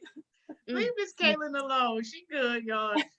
Just YouTube. Please don't delete our video. They deleted. Now we're gonna have to mark the video as explicit. Oh, I'm sorry. Other YouTubers cuss way more than that. No, right? Exactly. YouTube, leave us alone. This is educational. Miss Kaitlyn. So does this mean I can cuss now? No. Absolutely not. Definitely not. All right. Okay, I'm catching up on comments. Cam, I really appreciate that you're writing so much. I love this. Can she get on a call? Yeah, she can if she want. She must have her bonnet on.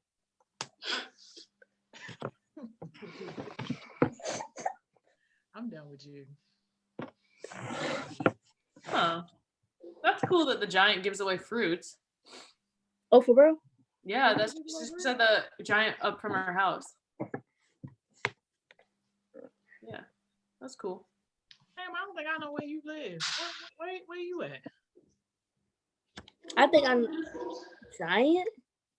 You said Zion? She gotta be like No, east giant. side, because I don't know too many west side giants. Cam says she looks crazy right now. That's why she's not getting on. I told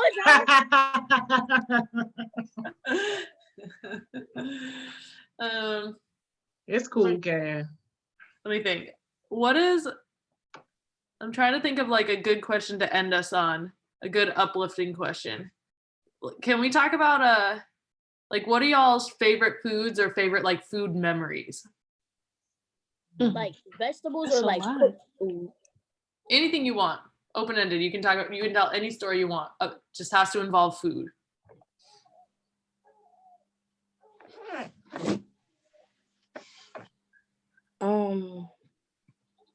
You want to go first, Zion?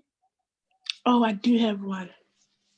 When my mother took me to Applebee's and she got the 2 for $20 thing. Cause I don't know what's going on, but she let me get 2 things, $20, whatever. And they had the Caesar salad. It was so good.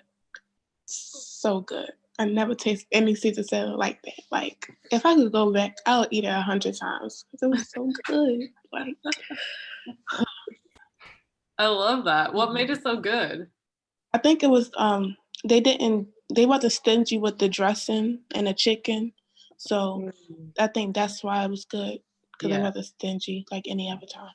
Yeah, I love that. That's awesome. One time I had Caesar salad and they used like the dressing, they used mayonnaise and they put Caesar like seasoning in it.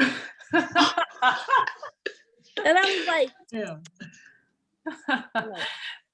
Okay, but can I say that mayonnaise is hidden in like everything that we eat? yeah, but it wasn't hidden at all. Yeah, that's bad. I feel like you're like, oh, this is so good. What is it made out of? And they're like, mayonnaise. And you're like, oh. No, I was like, I feel like I'm eating a sandwich. That's gross.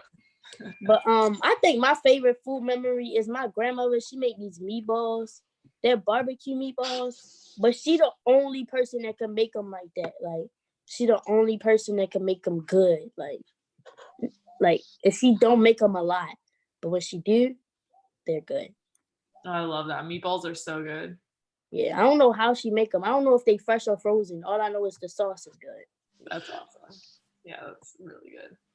I think maybe sauce might be my favorite food. I feel like in general, just like anything sauce, just like in general. That's not a food. What? Well, it kind of is. That's a condiment. Like barbecue sauce? Yeah, like barbecue sauce, like peanut sauce, like I don't know. Sauce? Stuff. You mean peanut butter? Yeah, like peanut butter sauce. It's not called sauce. No, I don't know. I cannot. No, you're like, can I get bread with jelly and peanut butter sauce? Like, no. I think it's an actual sauce. Yeah, it's what? like peanut butter combined with other stuff. I think it's just peanuts and butter, though. I don't think it's a sauce. Peanut butter is not peanuts and butter. Peanut butter is just peanuts. I cannot. Y'all get the point. Miss Kaitlyn, you need to eat more than just sauces. Shala says his favorite food is his aunt's salmon and grits, and that sounds so. You said salmon and grits? Mm-hmm. That sounds good. So I had salmon yesterday. You should have came over. Cam wants to know, Miss Joni, what your favorite food memory is. My favorite food memory, don't judge me, y'all. Is this sweet potato pie? No. Do not judge me. My aunt, who is no longer with us, she used to make hog maws and chitlins. Make what? I know. A lot of people don't eat. I know. Hog maws and but I used to only eat hers. Like now, since she's passed, she's been gone for maybe like 7 years now. I have not eaten them at all. Yeah. You gotta ask your mother to make them. No, I only ate hers. Joni, are you picky? People say that. I don't think that I am. But people say that. I don't try new food. Like my sister begged me to try sushi. And when I did, I loved it. So now I'm a big sushi eater. But like, yeah, no. And I don't like my stuff to be together. Like I need it to be, everything gotta have its own little place. So you are picky. Don't pour my stuff on top of nothing. I need to dip my stuff. You know, like when I didn't eat my food, my grandmother would mix it up. Yeah, no, absolutely not. I love mixing. I'm a big mixer. Yeah. You like your corn with your potatoes, your mashed potatoes? Oh my god! Ew.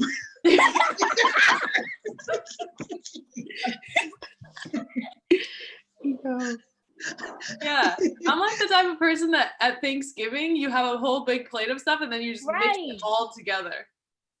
Absolutely not. Mashed potatoes. Your plate probably look weird at cookouts. Yeah, What? I don't know what it's called. I don't know my exact order.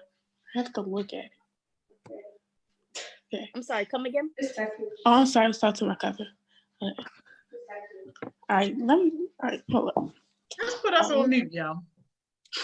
Because we about to get off anyway. Miss Mo coming up in a minute. Kayla, you're not making my Thanksgiving plate. Nah, Miss Joni, like I have like 2 or 3 different plates. Yes, and that's a waste. What?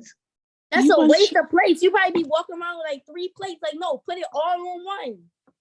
You want your grains to be touching your chicken? Yes. Yeah. Ew. I want it to be all together. It can touch, but it can't be all mixed together. Like, that's just too much. And put my sauce on the side so I can dip, please. No, Miss Kaitlyn need 1 plate for just sauce. It's just She needs some food with her sauce. Like, oh, that's just her sauce plate. Like, it's the bowl of peanut butter sauce. Peanuts and butter. Y'all crazy. They talk about something. I'm in denial. I'm very picky. Not really. Y'all are crazy. Man, this was an amazing conversation. Thank y'all so much. We got Miss Mo about to get ready to come on here. But thank you so much, Miss Kaitlyn. Thank you so much, Elder, Track Star. I appreciate you guys. So unless y'all got anything else to kind of close us out with, we're going to be back in like 5 minutes at 12 o'clock with Miss Mo. Hey, awesome. All right, bet. All right. Bye, y'all. Thanks for having me. Bye. See y'all.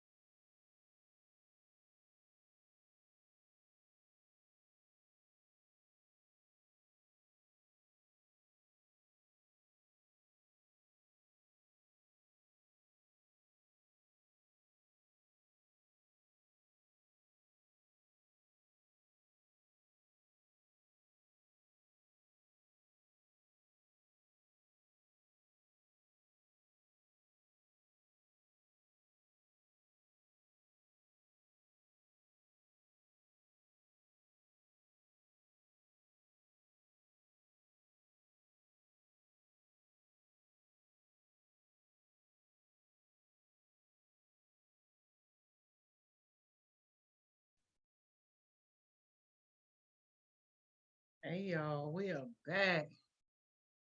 12 o'clock. Got Miss Mo. Hey, Miss Mo.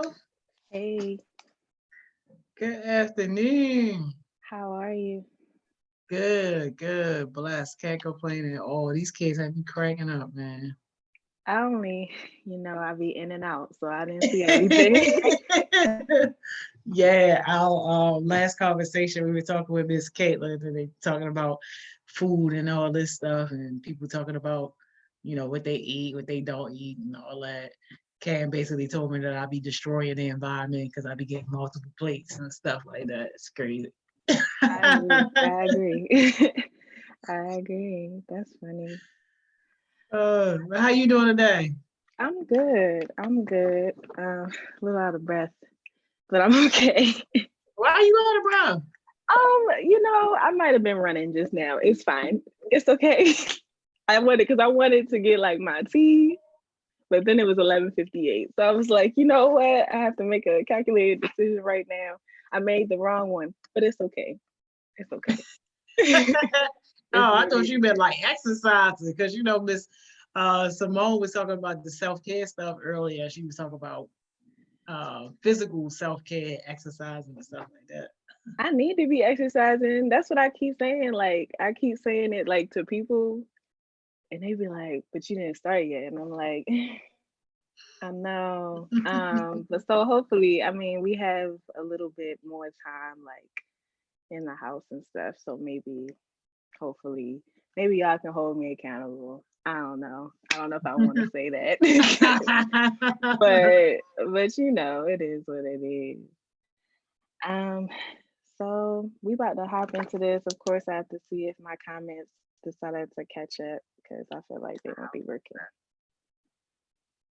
Oh, okay. Yeah, I'm in. All right, y'all. So if you're watching this video right now, live or not live, take a minute and subscribe to this YouTube channel, right? Okay. And then like this video. Like this video and all the other videos on the channel, because that's how we gonna make your channel grow. And then so I kind of wanted to open up today with the task that I gave like everybody yesterday. So that was tell yourself at least 2 things that you love about yourself, and then find other people or another person and tell them something that you love about them. So I'll start with myself and like what I did. So 2 things that I love about myself and that I told myself that I love about myself. I love my ability to be kind in situations, in most situations, even when that's not probably deserved or warranted. And then I love my smile. Because like I smile with like my whole face, and you're like, well, of course you smile with your whole face, but like no, like when I'm like genuinely happy and genuinely smiling, like I smile with my whole face lights up. And it's a reflection that I'm like comfortable and that I'm like comfortable with whatever situation is happening. So those are the 2 things that I told myself. And then like earlier in the week we talked about like how that can be really uncomfortable, right? Like telling you like figuring out what your talents are, or like telling yourself things that you love about yourself. That can be uncomfortable, especially if you're like focusing on other people a lot.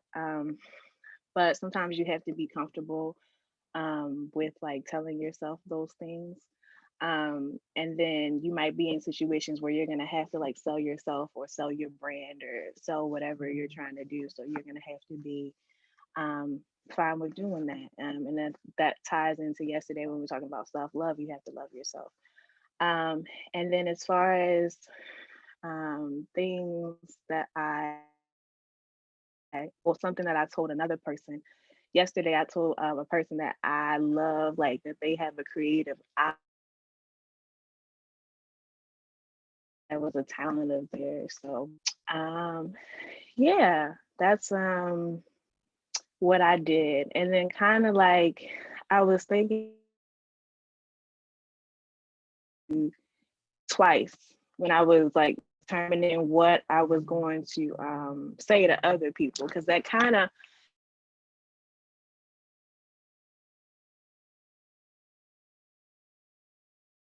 No, I think we lost Miss Mo. oh, am I back?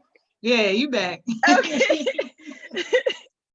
Man, Well, you was frozen for a minute. I ain't interrupt you though because I still heard you. So I said, all right, maybe it's all good. But then I stopped hearing you. Then that's when I was like, oh yeah, you frozen. The people, they saying you frozen right now. Dang. that's crazy. It's all good. She back, y'all. She back, y'all. I'm back. The 'Cause I was internet like, hating on us. listen, my internet has been hating on me all week. I'm not even gonna lie to you, but it's fine. We back. So y'all might just have to bear with me. Um, but what I was saying was I didn't have to think twice about like what I was like saying to other people, because I think subconsciously like I like tell people, or compliment people, or just kind of like tell people like what they're doing a good job of doing. Um, but then when I like was thinking about what I tell myself, I was like, "Ugh, I don't know." So I kind of had to work a little bit harder to do that. So, Miss Joni, did you do your assignment? I ain't even gonna lie. I ain't even gonna lie. I forgot. I forgot. I forgot. Well, on the fly, 2 things that you love about yourself. All right, 2 things I love about myself. I love my mindset because I think that it's different from what most of the world subscribes to. Like, I truly believe that you own your life and that you're responsible for everything in it. And I know sometimes that like makes me sound crazy, but I love the fact that I don't care that people think that I sound crazy. And I love the fact that I am comfortable and able to just jump in a situation, even if I don't know all the little details, or even if it's not perfect, I'm okay with just still moving forward in order for me to be productive and to be fulfilled. The second thing that I love about myself, I would say the fact that I'm real low key. Like, I don't need to have a whole bunch of attention. I don't need to draw attention to myself. Like, I don't need to like show people like what I know and how great that I think that I am. Like, if you around me long enough, then you just want to see who I am, and things that I'm passionate about and things that I'm knowledgeable about. Like, I don't need anybody to feed my ego, and really my personality is the exact opposite. Like, I have a hard time dealing with like people who are like super fans, and I'm talking about adults, not necessarily kids, because I love it when kids get excited about wanting to grow and wanting to be successful. But like, yo, some adults that's like, super fans and, want to give me all this attention and all these accolades and all that stuff. Like, I love the fact that I don't feed off of that and that I don't need that, because some people are totally dependent on it versus I don't want it at all. Let me just go ahead and be in my own little world. So those are my 2 things. And what else I gotta do now? Yeah, to say something that you told another person that you like or that you love about them. Oh, I haven't, but I can do it now. Oh my God. Okay, you didn't do it yesterday or today at all. You didn't compliment somebody. You didn't tell them what you like. No, I Tell didn't, but let me do somebody it that right you. now. Okay, Let that's me, fine. let me do it right now. That's cool. That's cool. All right, that's fine. Hey, Ma. You on live? You on live? I'm on live. Yeah. So I gotta complete this assignment. I gotta tell somebody something that I love about them. So I want to say, Ma, I love you. Thank you for being my mother. And I love the fact that like you are a true living example of like the love that Christ is supposed to have for us. Like, even though, I'm not all religious and stuff like that, I am spiritual and I got my own relationship with God. But in a world of so many hypocrites, like, you definitely live and breathe that message in the way that you treat people. So thank you for that. And I love you for that. Oh, I love you too, John. I appreciate it. Well, thank you, Ma. All right, so y'all hear that? I finished my assignment. Good job. Thank you. All right, Ma. I'll talk to you later. Okay. All right. All right. Thank you, John. Oh God. Okay.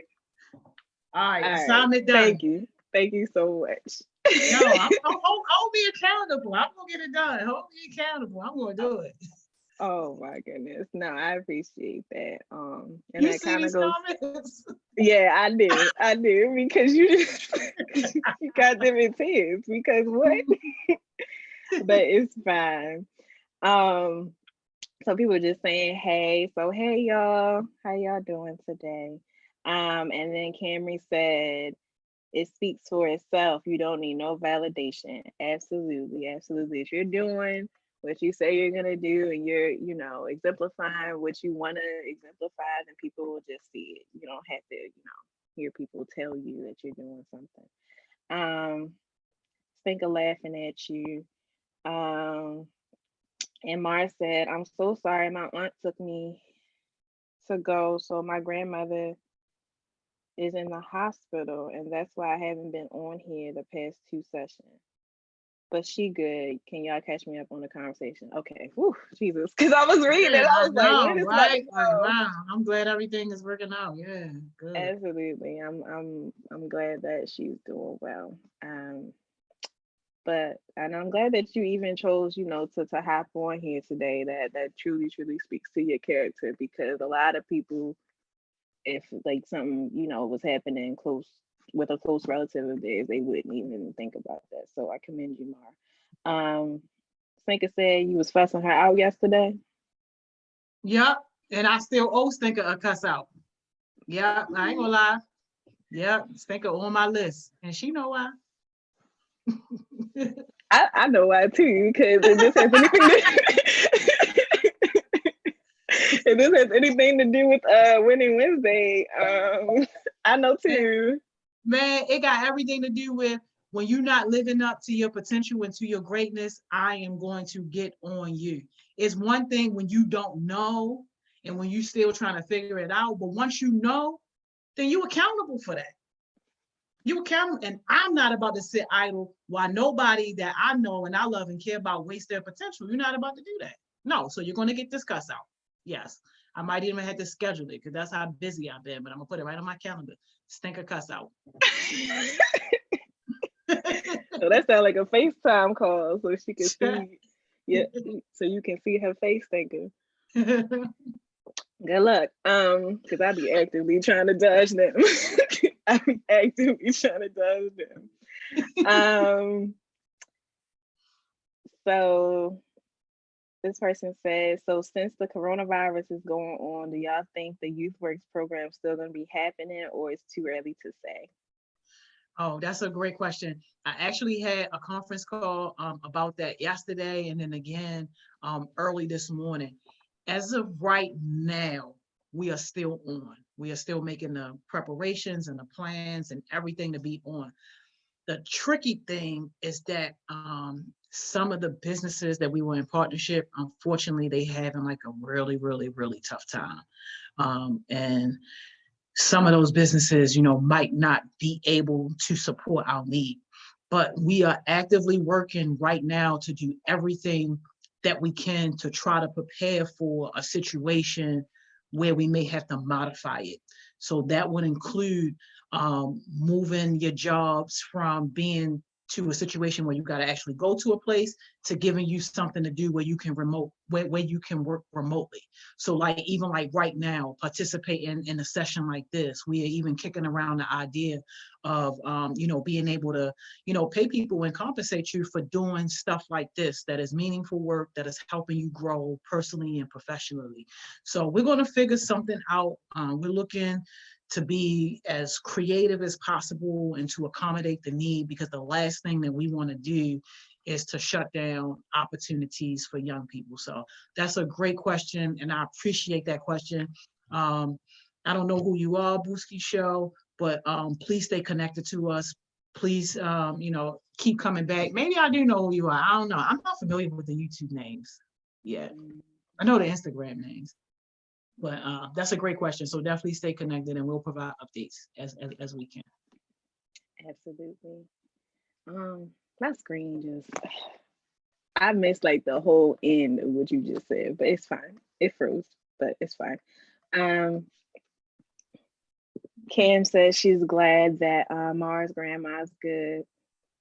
Sneaker said, wait, she thought it was over. It's not over. Oh no, honey, it's not It's over. not over. No. But I appreciate the cuss out because it helped me. Absolutely. Cam said, Miss Joni, everybody needs a person like you in their life. I'm about to hit Miss Joni and snap because thank you, Ken. that is true. Yo, that's a thin line to walk, man. Dealing with a person like me, I'm either going to make you bitter or I'm going to make you better. One or the other. It ain't really too much in between. Thank you, yeah. Ken. She might make you both. It's fine. It's fine. It's fine. Mara said they thinking about summer school. And then the Booski show was saying thank you for your information. Of course. All right, y'all. So today's like overarching topic, I was gonna talk about like socializing and communicating. As far as like coming from a perspective of an introvert, but you could also just use these, just if you don't label yourself as that. And this is just trying to like determine like who you want to interact with. And I saw this article and the headline was something like introverts aren't antisocial, we're selectively social. So we kind of like, it's not like we don't want to be around people, it's just we want to kind of control the people that we are around. It's kind of like you're chosen, not like you're the chosen ones, but it's kind of like we choose you and we seek you out. So I kind of wanted to start out with protecting your space, which can kind of be like aligning with protecting your energy. So ask yourself, like, what do I absolutely need in my space to feel comfortable? And you can think of this in terms of like situations. So, and of course, I'm just gonna speak from me because it's just me sitting right here right now. But of course, everybody feel free to chime in. Feel free to ask questions and to comment. And Miss Joni, of course, since you're right on here, feel free to jump in too. So, in order to be productive, like on a solo project, and I talked about this, I need silence and I need headphones. Like those are things that I absolutely need on like a solo project, something that I specifically need to get done in order to be like optimally productive, to be like my highest level of being productive. And I try not to like compromise those things. To be creative. So that one is really hard for me because I don't consider myself to be creative like at all. And that maybe that's something I kind of have to explore myself. But if I absolutely have to be creative or like I just have to be in a situation like that, I have to push myself a little bit more. And I'm going to need another person in that situation, at least one other person, in order to like bounce ideas off of or just kind of like hear their perspective of something, and like compare it with my perspective. And then I have to kind of overcome the idea of like my idea being shut down.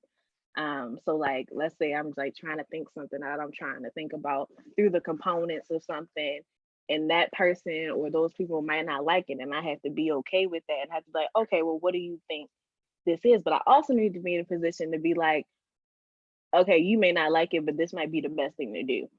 And that's a fine line. It may be hard to kind of determine what you need to do in that particular situation, but that's a whole other process.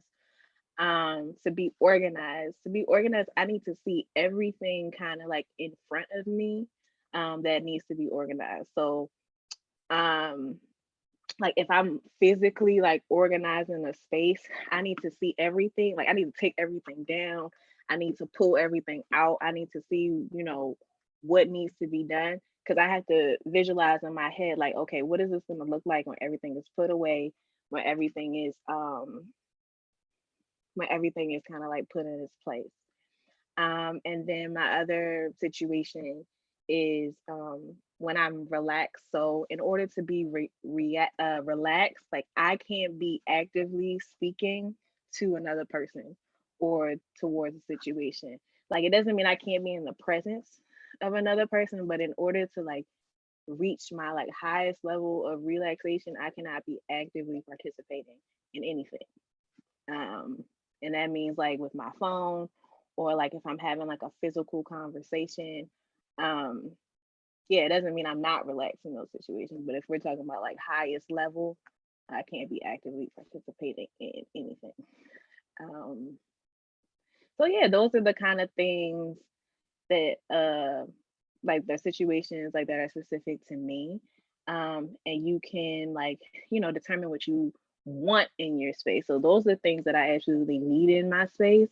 And then you can determine like what you want in your space and what enhances your space, but try not to compromise on the things that you like need in your space in order to, you know, reach your highest level of potential. Comments? Hmm, that's interesting. So, oh, the one thing that you said about you not being creative, like that kind of hit me a little bit because I'm like, what? You one of the most creative people I know. Mm, Like, mm, mm, I think that that's probably something that we as people, as humans do. Like for some reason, we don't see a lot of times the value and the gifts and stuff that we bring to the world because it's just us doing what we just naturally know how to do. But for somebody else, it's like, you know, oh my God, I could have never figured that out. Oh my God, like how you do that. Because I just watch how you move and watch how you do some of the things, especially like behind the scenes to help HeartSmiles and to help our mission. And I'm just like in awe and wow, because I'm like, yeah, there are some things that I do really well, but there are some things that I don't know how to do at all. And to watch, you know, somebody else be able to just, you know, get things done and organize them and make things sense and make things that make sense and to keep stuff in order. Like to me, that's creative because not everybody can do that. And like it really is a gift. I appreciate that. I really, really do. And I think that kind of comes down to like what your definition of like creative is, right? Because when I say that, like that I'm not creative, I think of it, I'm not even thinking about it in terms of like finding solutions for situations or like organizing situations. I think of it like artistically, or like performance wise, or like creating like new idea, like innovative and like new ideas. Um, excuse me, and that's kind of how I think about it. So like when it comes to like visual, like performing and like all that, like I am not like you ask me to draw a picture, you getting stick figures. Like that kind of is like where I'm kind of going with that. And yeah, and then like I feel like in certain situations where you're trying to find, and depending on what the situation is, because some things I have solutions for and some things I don't, but I find myself in like certain meetings or like certain things where I'm like, well, I don't really know what would work in this situation. So whereas with another person it may come like that. So that's kind of why I say I'm not creative. Take it. Yeah, no, I feel you, and that makes sense. My definition of creativity is definitely much broader. Like it is, I wasn't even thinking about artistic, like people who Yeah, can yeah, draw. yeah, I mean, not that that's not creativity because it is, but yeah. I was thinking more about creativity in the sense of, you know, being able to solve problems and being able to get things done. And like people who attend like my leadership sessions, that's one thing that I talk about a lot is being able to be creative in leadership, because you got to be able to know how to lead and inspire different personalities, different backgrounds, different religions. In a sense, as a leader, you got to be able to take all the differences that people bring, and to kind of make like one personality, which is the personality kind of your following. So like I know with people who follow me and look at me, you know, kind of as a leader, we all got several things in common. Regardless of where we come from, we are focused on success. We are focused on, you know, helping other people. We are focused on doing good in this world. So, but that is something that you as a leader, you know, gotta be creative in creating that space and that culture, you know, within your group amongst your people. So that's interesting though, that when you said creative, you went to artistic and all that, and that was the last thing on my mind. Not to take nothing away from artists. I love y'all. Very talented. No. I don't think people are.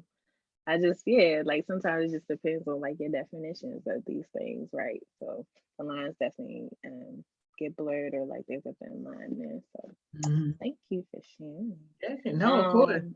Cam said she used her planner. You talking about, Cam, you talking about like as far as like being organized, like is that something that you absolutely need to be organized? Because I think that's what you're referring to. And or maybe that's to be productive too. And that used to be me too. I kind of moved away from using the planner, and I don't really know why. I still have like a calendar. Well, I have a couple calendars. But I used to love having like a physical planner so I could like, you know, write my list and like write things and all of that. But I think it's just easier for me now to use like a phone calendar or like an Outlook calendar. Just to kind of, because I'm like moving around a lot more now. So it's just easier like to have it like in my hand or on my laptop somewhere. So yeah, no, using a planner is definitely a good strategy. And she said, yeah, she confirmed. So yeah. Yeah, I like the idea of a planner, but I don't use them. I'm a whiteboard person. Yeah. On every level of my house, it's a whiteboard. Look at this. Let me show you all this one. Hold on, look at this right here. Oh Lord, she done got up there. You know how many of these I got? Like that's not even open yet. Like I got maybe about 6 of these. Don't ask me why, but like I gotta see it.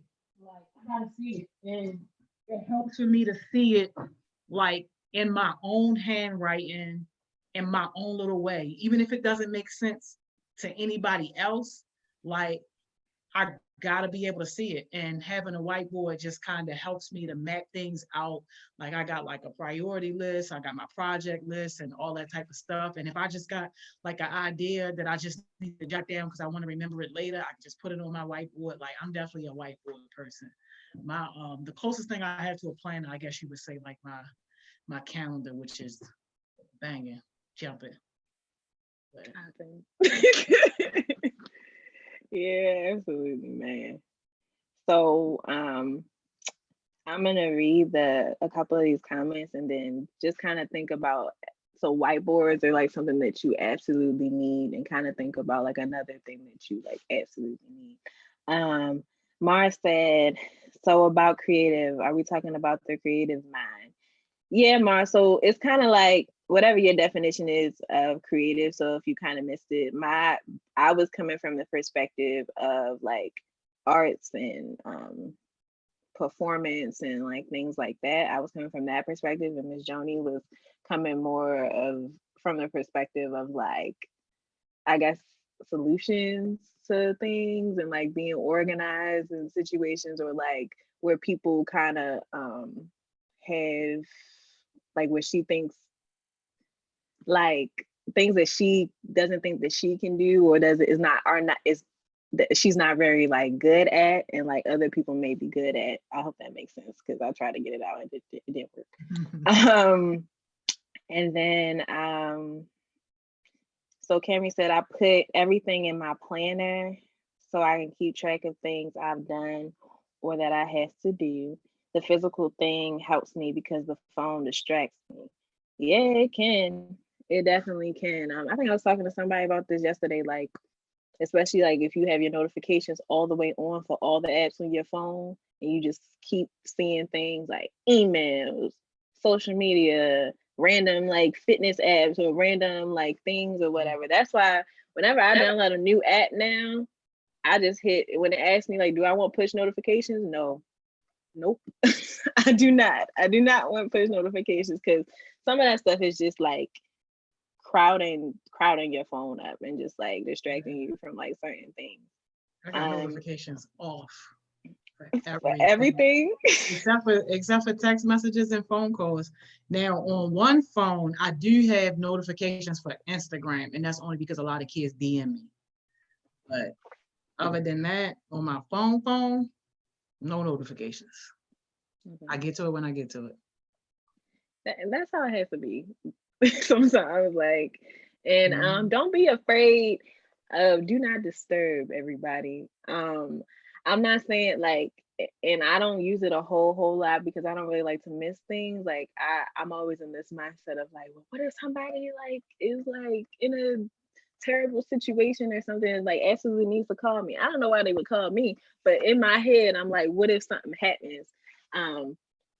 But like they have features on your phone, like you can put your phone on it's either bedtime mode or nighttime mode or something like that, where it silences all your notifications from like a certain time frame. So like if you're trying to sleep and you have trouble sleeping and you're like your phone is a distraction, you can turn that on your phone. Or you can physically like hit the do not disturb. And you can silence certain applications, of course. She said the physical. So you're like a visual learner. I think that's for you, Miss Joni. Oh, am I like a visual learner? Yes, very much so. So like me trying to like read through some directions or whatever, it's like not going to happen for me. Like I can't put together like IKEA stuff and all that type of stuff. My brother can. He's really good with that type of stuff. He reads directions and all that. Me, I need to see you do it. If you show me how to do it, I got it. I'm good.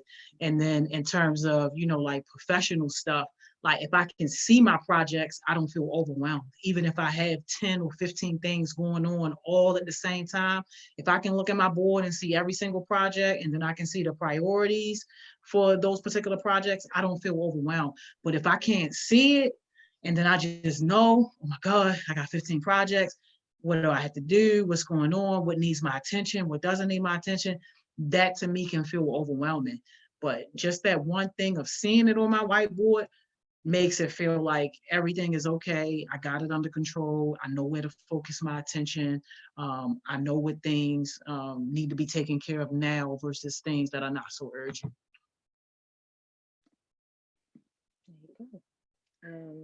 Mar said, well, when I think of a creative mindset, I think about problem solutions. And it creates knowledge is for you to use your creative mindset in the good and positive situations. That's what I think. Yeah, Mara, that's absolutely good. He also said the escape room is a good idea for a creative. Mara, you're gonna get on my nerves about this escape room. That is you're gonna get on my nerves about this escape room. Every time I have a conversation with you, you talk about we should do an escape room. So Miss Joni, he's gonna ask you about an escape room too. And I don't think it's one person that don't have a creative mindset. That's a good way to look at it, especially like, if you're focusing on what your personal definition is of creative, like it's definitely room to say that everybody has a creative mindset, depending on the situation. And he also asking you, can he have a whiteboard? Yep, if you're really gonna use it, I even carry around little whiteboards too. Like I got little whiteboards that I keep in my bag at all times, so that way I can have a whiteboard handy. What you want, man? You want a little whiteboard? You want a big whiteboard? You gotta really use it, and I need to see proof that you're actually using it because I take my whiteboards very, very seriously. But absolutely, if it's any tools that's going to help anybody be more successful and that's going to help you with your personal and professional growth, absolutely, I will definitely make sure that you get those tools.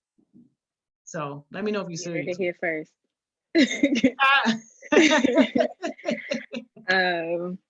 Cammy said, I always think someone needs me.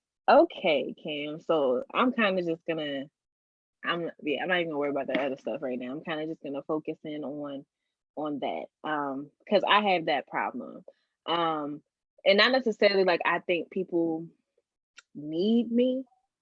Cause I don't really know if I think like one person in this world like needs me, but I always am like in that like helpful like spirit. And I kind of talked about this earlier in the week. Like I want to be in position like if you do, need to talk to someone and you do need somebody to do something, and you happen to choose me as that person, like I always, want to be available for that. And because I'm aware of that, like now, I'm realizing like, and then going back to like protecting your energy, like you can't always be worried about that. As far as like if it's draining you, and it's exhausting you, because it can be exhausting and it can be draining. And I'm like actively like working on that, because even me saying that, I'm like, well, who cares if I'm drained or who cares if I'm exhausted, because ultimately I'm making somebody's life easier. And I consistently like say that to like people that are close to me, like I'm always trying to contribute to making someone's life easier. And that can be an interesting, that can be definitely be like an interesting perspective. And if you ever like want to talk, kind of one-on-one about that and what that looks like, I'm more than willing to do that, because I'm actively like working through that, because I didn't even think that that was an issue. And I kind of still don't think it's an issue. I still don't think it's real, but I'm working through it. So yeah, man. That's a serious thing, man. Definitely, definitely. That's a serious- So Miss Joni, did you think of anything else that you absolutely need in your space? And if you didn't, it's fine. We can move Oh, that I absolutely need in my space. Definitely my sense of peace. Like peace within my spirit has to be present. If it's not, everything else like is like crumbling or on fire. Like nothing else will go right. So like I guess it's more of an internal thing for me in terms of having that peace. But like as long as I got that peace in my own personal self, like I could be dealing with maybe like the toughest situation or the most tragic situation ever. But as long as I got that peace, I'm equipped to be able to deal with that situation, and I'm okay to, keep my emotions and my mental and everything kind of in check, so that way I can help the other people who are involved in that situation. Like, and I would say that trumps everything. Like that's like absolutely number one for me. on. Thank you for that. And I think it's important to kind of definitely establish like that one or two things that you just can't, like you just can't function without. Well, you're not going to be functioning at your highest level if you don't have, should I say, because people can definitely function without things, but you might not be functioning at your highest level. So thank you for that. Mara said, my mother told me that some people are going to need me before you need them. And if you keep your head up high and they see your success, they're going to want to either compete with you or want to be your friend.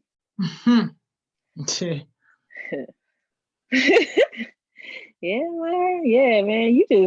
Every day that I've been like logging onto these conversations, I just be like, Mara, like, you just have a lot in you, man. Like, Yeah. you just have a lot, and you just sharing it all in these comments. And that's real. Yo, I laugh at people trying to compete with me. Compete with me how? I'm in my own lane. One that I created. I'm in my own lane. I'm in the lane that I created. Why are you in competition with me? You got him. I didn't know I was in the competition. Like, I'll be laughing at me. It's crazy. Yeah. And people, yeah, you'll definitely like come across people who are like quietly competing with you too. Like some people will explicitly tell you like, okay, like I'm trying to beat you. I'm trying to like be on a high level than you. And some people will just do it like, and they'll do it in ways that are like super, super sneaky. So they might get close to you in order to kind of see what you're doing in order to outdo you. and that's an issue. They'll ask, huh? No, I'm like, do it. You absolutely right. I give people my ideas. I don't care because at the end of the day, I know that only I can execute the way that I execute. If you do it, then fine, so be it. Like I don't have no problem telling nobody nothing. You want to sneak be my friend so you can figure out what I'm doing and how I'm doing it? Okay, fine. If anything, you playing yourself. You think you playing me, but you playing yourself. You think you finessing me, but no, you finessing yourself out of access to somebody that could have really helped you.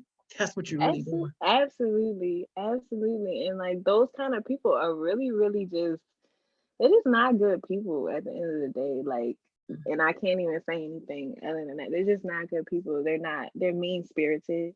And you wanna, distance yourself as far as possible away from those kind of people. Um, and they'll do other things too, but we don't really have to get in, to all of that. But if that's something that y'all want to talk about, we definitely can. Um, Cam was affirming Mar, saying everybody needs that. That's true, Mar. And Mar said, and every time I tell her about my issues, she always gives me advice on how to put myself first because friends gonna use you for what they want, and when they get that out of you, you gonna feel like you're useless. I got you all the way up into the part where you said you're gonna feel like you're useless. When people take stuff from you, kind of like what Ms. Joni was alluding to you, like she just be giving away her ideas. She be fine. She be unbothered, like as far as about that. Because at the end of the day, like she's confident within herself and who she is and who she stands for. And so don't make these people feel like don't make these people make you feel like you're empty or that you're useless or like that they took something from you. So if they, use you and got what, they wanted out of you and going back to yesterday, like just let them go. Bye. See ya. Mm-hmm. You got what you want. I'm still going to do what I want to do. I'm still going to do what I said, things that I stand for. And that's kind of it. Ken said, period. Taylor affirming Mar. Ken said, my bio says I'm in competition with myself. Got to be confident in your abilities. Absolutely, especially if you're creating your own lane, creating your own pace, creating your own everything. You can only be in competition with yourself at that point. And then Mar said, yes, can we talk about that more competition with ourselves and with others? I like that, Ken. Yeah, let me screenshot that. Yo, yeah. Can I just give one quick example real quick? Yeah. Because y'all touching me with these comments right now. Like, so look, so y'all know that we decided to do this, right, just out of need, right? We wasn't looking to get paid. We wasn't looking for no accolades, no awards, none of that. We saw a need and decided to fill it. All right, kids are out of school, but they still want to be connected to something positive, something that's going to help them grow, something that's engaging, something that's going to inspire them. All right, bam, we did it, right? Imagine us creating something and now somebody seeing what we create and saying, oh, you know what? We want to pay you to do that. We want to put some funds behind you to be able to not only make it better, but to keep it going. Like those are real life conversations that we having right now. So it's like, how could I ever think that I'm in competition with anybody when I basically done created a whole nother job for myself?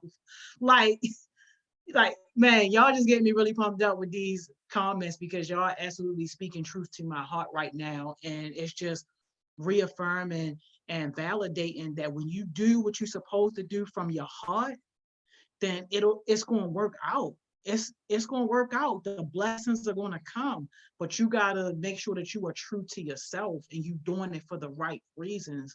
And like, that's just a blessing to be able to create something somebody else sees the value and then now they want to compensate you for something that you wasn't even thinking about being compensated for. So just had to put that out there as a quick example. Yeah, man, that's a really good example. And Miss Joni says that all the time. Like, I don't know if y'all, who has heard it or who hasn't heard it, but I know she be telling y'all that. She be telling me that, honestly. Um, so like that's absolutely true. Like, so I'm just kind of working through that as well. Um, Cam said, thank you. She said, I've been through that repeatedly, and I had a situation where I felt empty, but now I think it was an opportunity instead to bless someone else. Ooh, Cam. if you can, because I'm curious to hear about that situation, and I'm curious to kind of to hear from beginning to end. Um, can we add her? No, we can't add her right now. We can add Yeah, her. we can add her. She took that bonnet off. She said she Oh, was not the looking a mess bonnet. earlier. That's why she ain't. That's why she ain't joined the conversation earlier. But Cam, if you want to jump on here and talk and tell your story, let me know. I'll send you the link. We don't care about that bonnet, girl. We do not We care. don't. But if you want to be the queen of quick switch up, I can, kind of talk to you about that too, because about 8 minutes before I had to get on this thing, I had a bonnet on my head. Okay, so we can talk about it. We can have a conversation about it. Ken said, just be yourself. All opportunities you deserve will come to you. It's about what you put in the atmosphere. Yeah, take that bonnet off your head. Hop on here, please. Thank you. Yeah. Thank you so much. Cause you're gonna close us out, honey. I know that's right. Let me send her the code. Let me send her the code so that way she don't have no excuses or not to be on here. Send her the code real quick. Yeah, because you over here speaking facts. Yeah, you're gonna close us right on out. Because I didn't realize it was 12:45, but it's fine. I know. Our time be going so fast, man. It goes. I know. Yo, that's how it is when you learning and growing. Like you just can't ever get enough of it. Like, but we're gonna have an hour break in between. We're gonna be on break from 1 to 2. We're gonna come back at 2 with Miss Kaitlyn, academic stuff. So if y'all got anything academic, send it to her. If you want to send it to her in advance, send it to her in advance so she can start working on it. But be on here for them tutoring sessions. She gonna mess around and get y'all up on grade level. Honestly, I was tuned in for that for a little bit of that DNA, RNA stuff. Listen. Right. I understood it. I was like, oh, okay, I got it. I got you. Listen, I haven't looked at anything like that in a long time. So I was looking, and initially, I'm not even gonna lie to you. Hey, Cam. Initially, I'm not even gonna lie to you. I looked at it, I logged off because I was like, I was like, But then I saw, some of it, and I was like, this does make sense. So thank you so much, Kaitlyn, and just all the Heartbeat mentors for participating. Absolutely. Yay, Cam. Hey, Cam, with the bonnet. How you doing, Cam? I'm good. How are you? Good, babe. All right, so I'm sitting on the floor. I was watching on my TV. Okay, we appreciate you on the big screen. Yeah. So just to kind of close us out, Cam, can you talk about you feel comfortable talking about that situation that kind of left you feeling empty, and then how you turned it around? Okay, so basically, I was talking to this boy for probably a year on and off or whatever, and I'm always a sweet and genuine person. So I would when he didn't have money, give him money for ordering food. When he before whenever he needed me, I was basically there. But I always knew, in the back of my mind, I always know when something kind of wrong. But I just never say nothing about it all the time, because I don't know, I don't like getting into arguments because I'm not really confrontational person.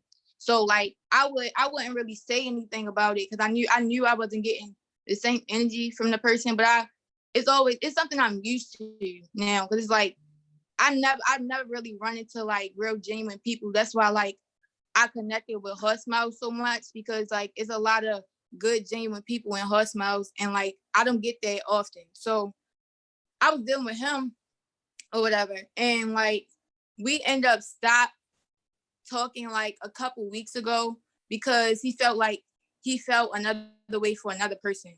So I was like, after all of this, like me being here through everything, like he didn't experience deaths and everything, like, and I was there. Like I don't even like going to funerals or viewings, and I was always there, like regardless. So it was like it kind of hurt. Well, it hurt, and like he just expected us to be friends right after the fact. And I'm like, you don't just say stuff like that, hurt a person's feelings after. Like I feel like you automatically sense people energy when something is wrong. So like if you felt this way towards another person, you probably would have been said it like in the beginning of it all. And like you just basically took a lot of stuff out of me knowing like how you felt about a different person. So it was like it hurt, but at the end of the day, like after a couple of weeks like of evaluating it, it was like it's just something that I learned from. And I just got the opportunity to bless somebody because a lot of people don't get to experience the energy and the vibe that I'll give to them. Like, and then they'll recognize anyway in a couple months. So yeah. That's deep. Yeah, man. That's deep. And I mean, kudos to you just for being a young person that's able to recognize that and that's able to still keep yourself together and know when a situation is unhealthy for you and recognize when situations are healthy for you, because too many times young people can't even discern that. Like they don't even understand like when they in a bad or unhealthy situation and they allow themselves to just continue to rot and be miserable in those situations. So like, that's inspiring right there. That's inspiring. Absolutely. Thank you. Yeah, and Cam, how old are you? I'm 16. 16. Wow. Yeah, so Baby. yeah, so man, I'm just know because when you're telling that story, it kind of made me kind of reflect on when I was like 16 and I was going through a similar situation. Like you just maybe not 16, maybe a little bit older. You just felt like you were just giving. You were always there. You were just giving. And that person just ultimately just like kind of dropped you kind of and just left you like alone or whatever. And it definitely can have you feeling empty. And I went through that kind of exact situation. But the difference between me and you is I didn't recognize that like I shouldn't be feeling empty. And I didn't recognize that I you know, that I was being a blessing to somebody else. I took a different route. And I'm just very, very, very in awe of you being able to do that. So thank you so much for sharing that. And that's very personal to me. So you touched me today. Thank you. So yeah. Yeah, and not being bitter about it, still being a blessing to somebody. Yeah. Because Miss Mo was bitter too. Miss Mo was bitter. Miss Mo was bitter. Okay. But and she was bitter, Miss Mo. I was bitter, but I was feeling a lot of things. It was just a bad time. So yeah, I was feeling bitter. I was feeling like empty. I was feeling like low and just like down and like sad, of course, and all of that. And I was just like, wow. And now that I'm older and I'm kind of like just reflecting on that time, it's just kind of like, well, like it is what it is, and like I know who I am, and like, you know, I know what I contribute to situations. So yeah, it was no need to really go through all of that, but I did go through all of that. So yeah. Dang, well, this was a blessing, y'all. Our time is up. We gotta go. That's basically what you're saying. Nah. Yeah, I know, but thank you so much, Karen, for jumping on with your bonnet. Girl, you still beautiful. It don't even matter. Thank you, Ms. Mo, for another powerful and impactful session. Thank you for everybody that's watching, y'all. I appreciate it. For everybody that's gonna watch the replay, man, thank y'all so much. So we on break, y'all. We on break. We gonna be back at 2:00 with Miss Kaitlyn, academic. She getting y'all on grade level. That's what we doing. What's she talking about? Whatever y'all want to talk about. That's Alright, the I'm beauty listening of to some it. people because I know some people need some help. Yeah, that's what's up. Send them. And Yes, if they know what kind of help they want in advance, they can DM her exactly what it is they want to talk about. So that way, by the time it's time for her to come on, she already got an idea of what some people want to talk about. But even if they join like in the moment, they can comment and she going to talk or whatever. But yeah, whatever y'all need help with, bring them packets, bring that work, getting y'all on grade level. Absolutely. All right, y'all. All right, I will All see right, you bye. at 2:00. See Thanks, you. Kim.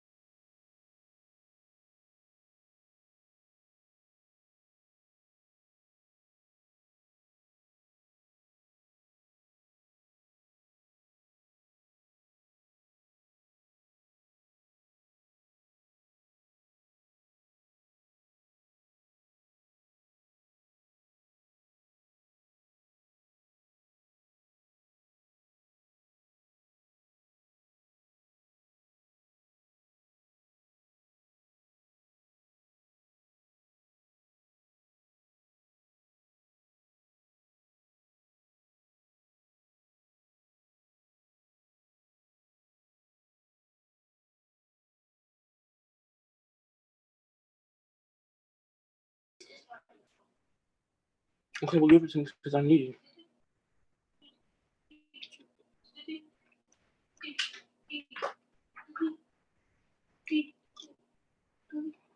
Just gotta unlock it for you. Thank you.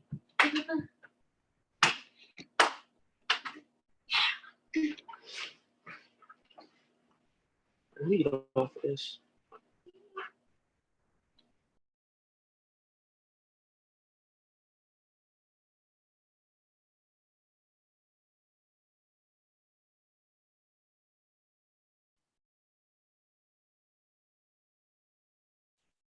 Miss Kaitlyn, Hi, Miss Joni. How you doing? I'm doing good. You saw Ma jump on here, I didn't eating see him yet. Did he and get on? talking. He coming. He should be coming back on, but he was on here while we were on our break, eating and talking. And I'm like, "Yo, you streaming live?" Were his cousins there and everyone in the background? Yeah. That's what I thought. Yeah, he's like, he had messaged me and been like, I don't know if I can get on because everyone's here and they're gonna be too loud. And I was like, well, just get on and just mute yourself and give me a thumbs up if you're following. Yeah, no, he good. And Naya, I think she's bringing her packet. Naya, baby, if you on, we on. Have your packet, have your questions, and you can join too. Let me know if you want to join. I'll send you the link because she was saying she has some questions and stuff too. She hit me on Instagram. Cool, that's perfect. Yeah. So. Oh yeah. I see that. Ma. Yes, Mar. Yo, you was streaming, right? The world saw everything. I knew I should have waited to give you that link. I knew it, but I was like, you know what? No, he's gonna wait until 2. You know, I knew. I just knew. Sorry, y'all. YouTube, do not flag our video. Do not shut our video down. We got you. That's awesome. Okay, so I'm ready to get started if you are, Mar, if you want to get going. I'm ready. Okay, cool. So you sent me 3 different pictures. Which one do you want to start with? Or just tell me a little bit about what you need help with. Well, I need help with factoring trinomials. I don't know what it's called. Trinomials. Cool. Multiplying the 6b and the 3b and the 7b. 6b. Oh, my bad. Oh, you want to start with the 6b 3b one? Yeah. Okay, cool. Okay, so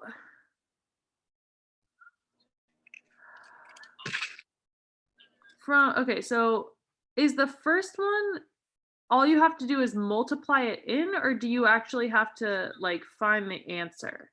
Do you know? It says multiply. I'm not really sure, but yeah, I think I don't know, honestly. I don't know none of this work. My teacher just gave it to me. I'm just trying to persevere through this. You're doing a great job, honestly. So let me share my screen and then we can talk about it. Okay. Let's see what we got. Okay, can you see my screen?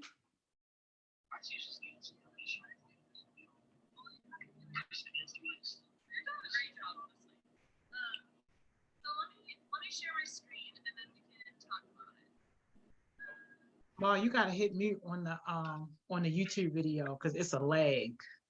Oh, okay. Yeah.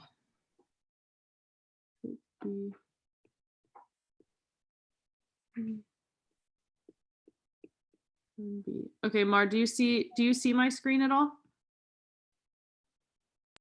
Yeah, I do. Okay, cool. So can you see the equation that I wrote out?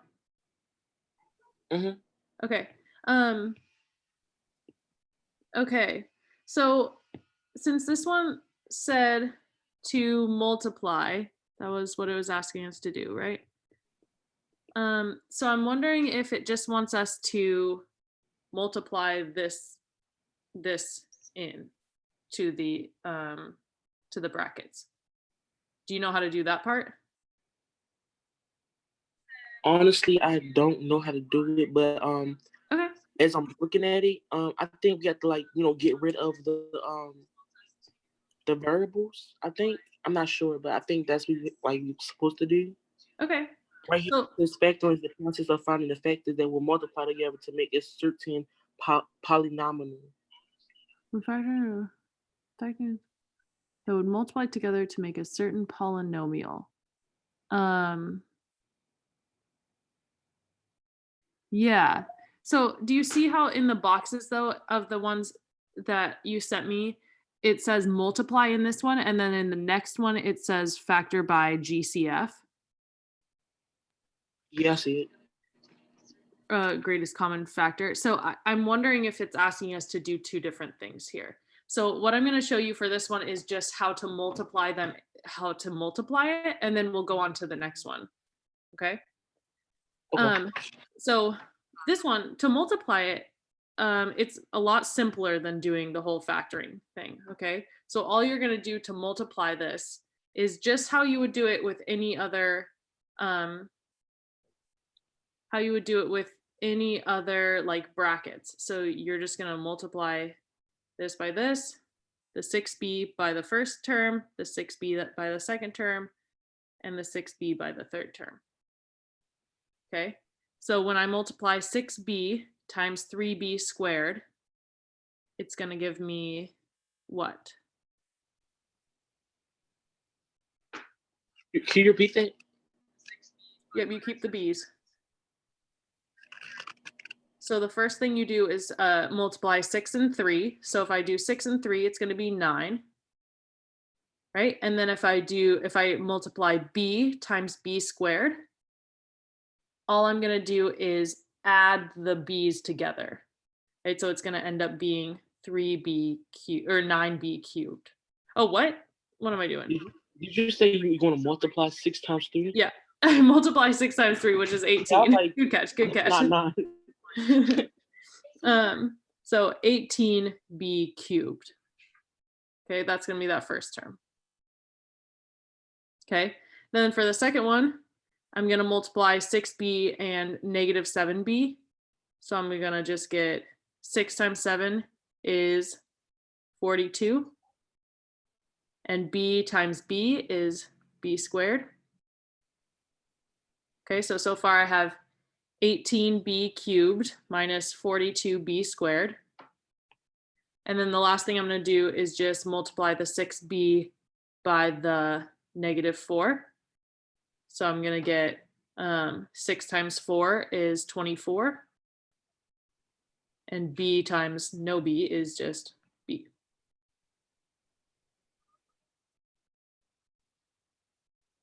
Okay, so if I'm interpreting what this is asking, I think that this is just asking us to multiply them together and get that. Wait, how is this like got to multiply? Because I can see like wait, that's the subtraction symbol, right? Which one? That's not a negative, right? The negative 24b. Yep. That's the subtraction symbol. Yes. Okay.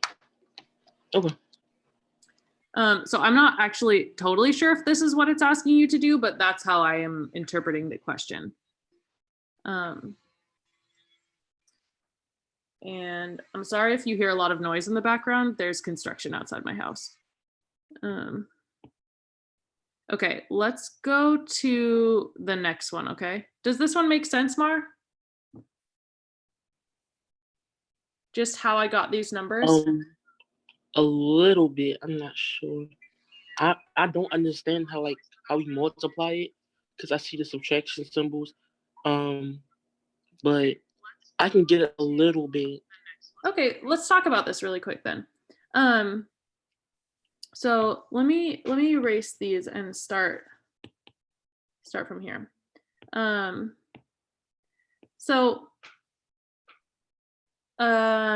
when you multiply two things together, I'm just gonna bring this part down. Okay, so I'm just gonna do a little example. If I'm doing 6b times 3b squared. Okay. When I'm multiplying these two things together, I'm gonna multiply the numbers, and then I'm gonna multiply the letters. You're breaking up. Okay. I can't hear So you. when I'm multiplying,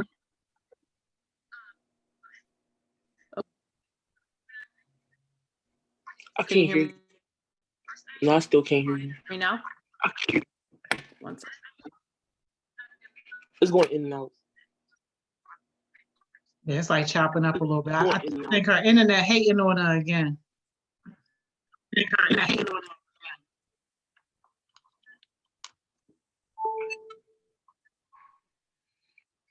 Okay, am I back? Yeah, you back. Okay. Yeah. Yeah, I think my internet sometimes cuts out. I think.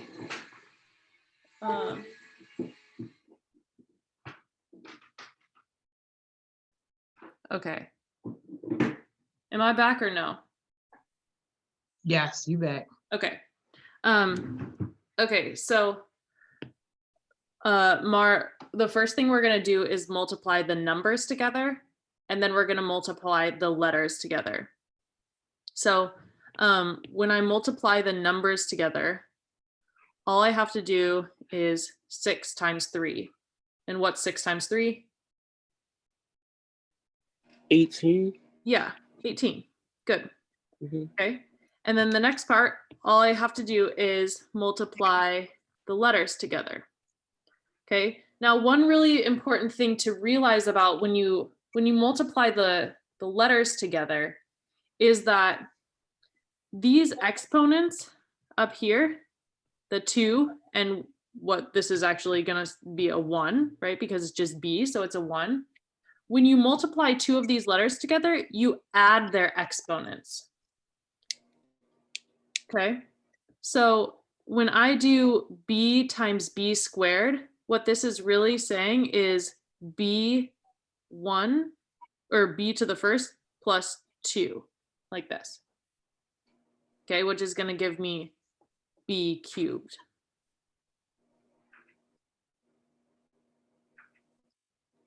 Do you follow that part?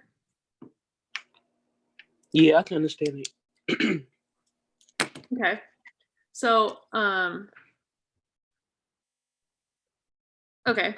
So then what this gives us all together then is 18B cubed.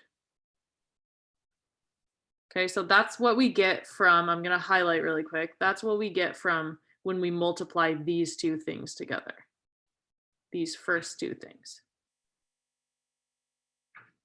Oh, all right. So it makes so much sense now from the first time you showed me. Okay, good.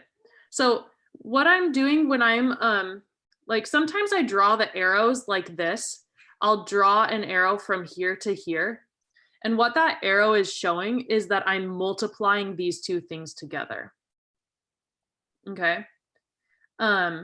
So that's what I was doing the first time. So the next thing we're gonna do is, so if this was this arrow, the purple arrow gave us this, right? Then I'm gonna change the arrow color to red, and I'm gonna say we're now gonna multiply these two things. Okay, so remember that this arrow is showing that I'm doing 6B multiplied by -7B. Okay, so we can do that down here. So I'll do 6B times -7B. Okay, now can you tell me what's the first step that we're gonna do here when we multiply these two things together? You do 6 times 7 and Yeah. you do B times B. Yes, exactly. Okay, so what is 6 times 7? You can take your time. Hello? Can you hear me? Oh, yep. What is 6 times 7? 6 times 7. Mm-hmm. Oh, It's okay. Take your time. If you need to use a calculator, that's okay too. all right. 36. 42. Yeah, perfect. Okay. And is it going to be positive or negative? It's gonna be negative 42. Yeah. All right, and then we are going to do, just like you said, B times B. So what is B times B going to equal? B times B is gonna equal to B. B to the third power. Well, let's see. So if we have one B here and one B here, I'm going to add the two B's together. So Oh, it's it's gonna not be gonna- B to the second power. Yeah, exactly. Okay. So what we end up with is negative 42B squared. Oh, okay. Okay, so that's what we get for the next one. And then for remember this red arrow, because we're multiplying these two things together. Mm-hmm. Okay, and then for the last one, let's use blue. And so I'm going to draw one more arrow from 6B to negative 4. Okay, so this is the last two things that we need to multiply.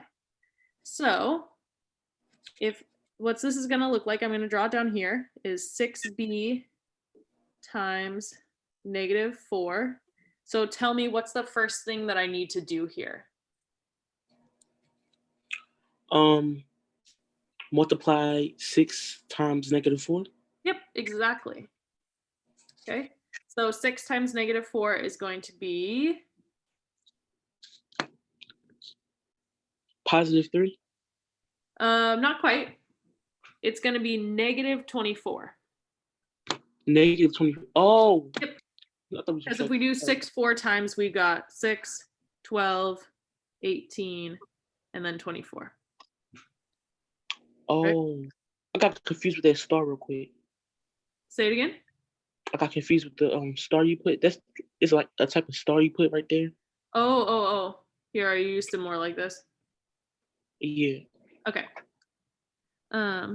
Sometimes I put the star instead because you know how we have a B in this problem?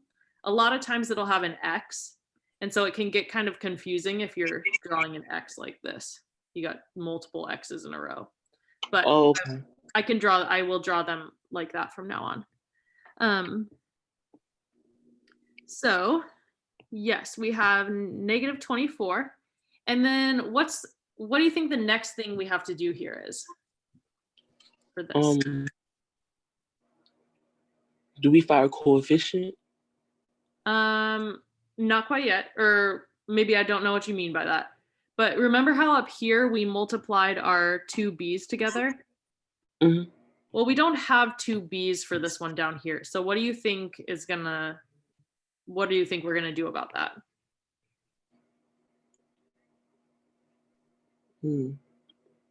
I know it's kind of tricky. So we're gonna do actually the same thing where we are gonna kind of pretend that there's a letter here, and we're gonna see what happens when we multiply them together. But the thing is we don't have a letter right here, right? We just have a blank spot.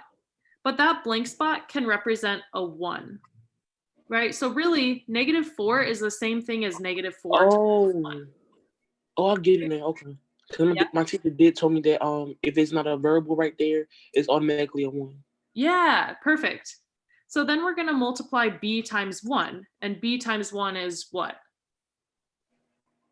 1. Try again.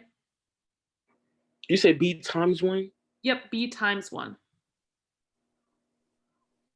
That'll be 1. Let me give you a simpler example. What is 2 times 1? 2. Okay. What is B times 1? It'll be 1, right? No, Or it's gonna be B. It's gonna be B. Oh. Yeah. I thought the B was a 1 because B is a variable, right? So in this case, we don't know what B represents. We just know that it's a B. So Okay. it's just like, it could be any number. B could be 2, B could be 100, B could be 1,000,000. We don't really know. That's why we're just representing it with a B. Okay. Okay, so it's going to be like that. So then what we get for this last thing is negative 24B. Okay, so we can put all of these together and we'll get our answer. We'll put all of these together. Okay, so it's going to look like 18b to the third, or b cubed, minus 42b squared minus 24b. And all I did there was I put together this first one, and then I put together the second one that we got, and then I put together the third one. So those are just the three pieces that we calculated separately. Okay. Does that make a little more sense? Mm-hmm. Okay, cool. So let's see now.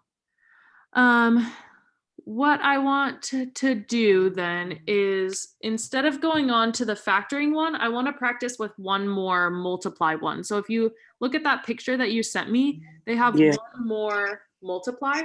So let's just do that one and see what we get. Okay, and this, we'll just make sure that we have this multiply stuff stuck in our brain. Okay. Okay. So we're going to multiply. It is 3x squared minus 1, and then 7x plus 6.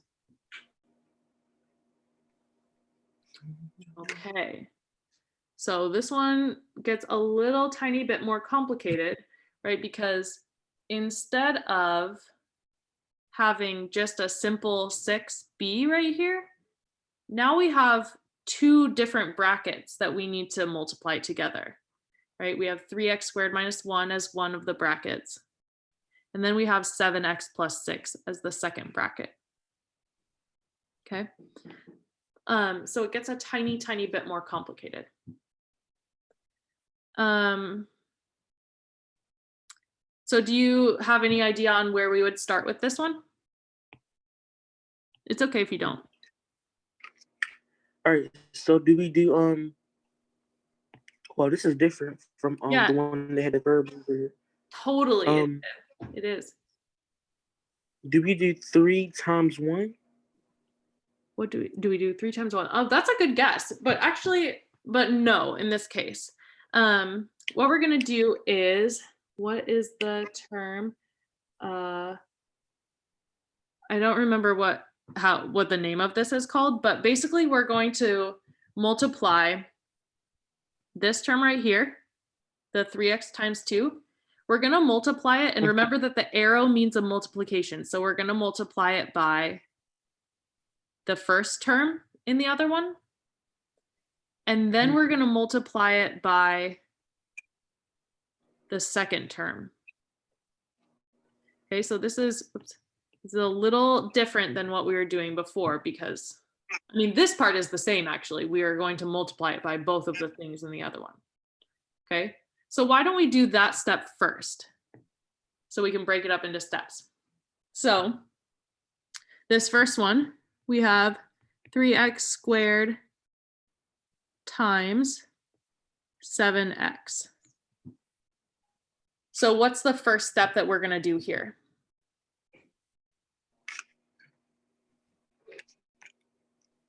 Can you repeat that?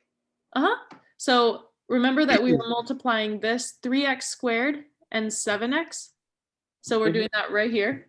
What is the first thing that we're going to do to solve this part right here? All right, so do we do 3 times 7? Yep, exactly. And what does 3 times 7 equal? 3 times 7. I gotta say my head hurt. It's okay. Take your time.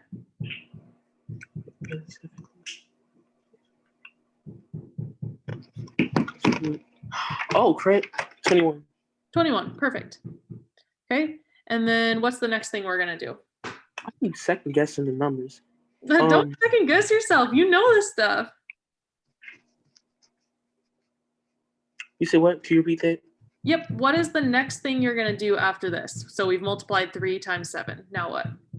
Do we do the power? The Yeah. second? The two x's, we're gonna multiply the x's together. Okay.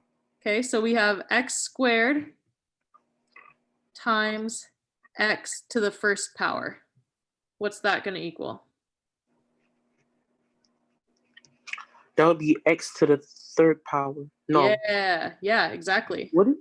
Yep, exactly. Because remember that x squared times x plus 1 is the same thing as you adding the two numbers together. So I gotta write the first term because I was thinking that we multiplied the square too. Oh, no, don't multiply them. For exponents, when you have exponents, you always add them together. Okay. Okay, so you're right, it's x cubed. So the answer to this then is 21x cubed, or to the third. Okay, so now that we've done the purple one, the purple arrow, let's move on and do the red arrow. So this one is going to be 3x squared times 6. Okay. So what's the first thing we're going to do? Multiply 3 times 6. Booyah. Okay. 3 times 6. And what is 3 times 6? 18. Yes, perfect. Okay, so 3 times 6 is 18. And then what's the next thing that we're going to do? We add the no. We add the power? Yeah. Do we do 2 Yeah. times? Okay. So you're exactly right that that's the next thing. We would want to multiply the two x's together. But what's the problem here?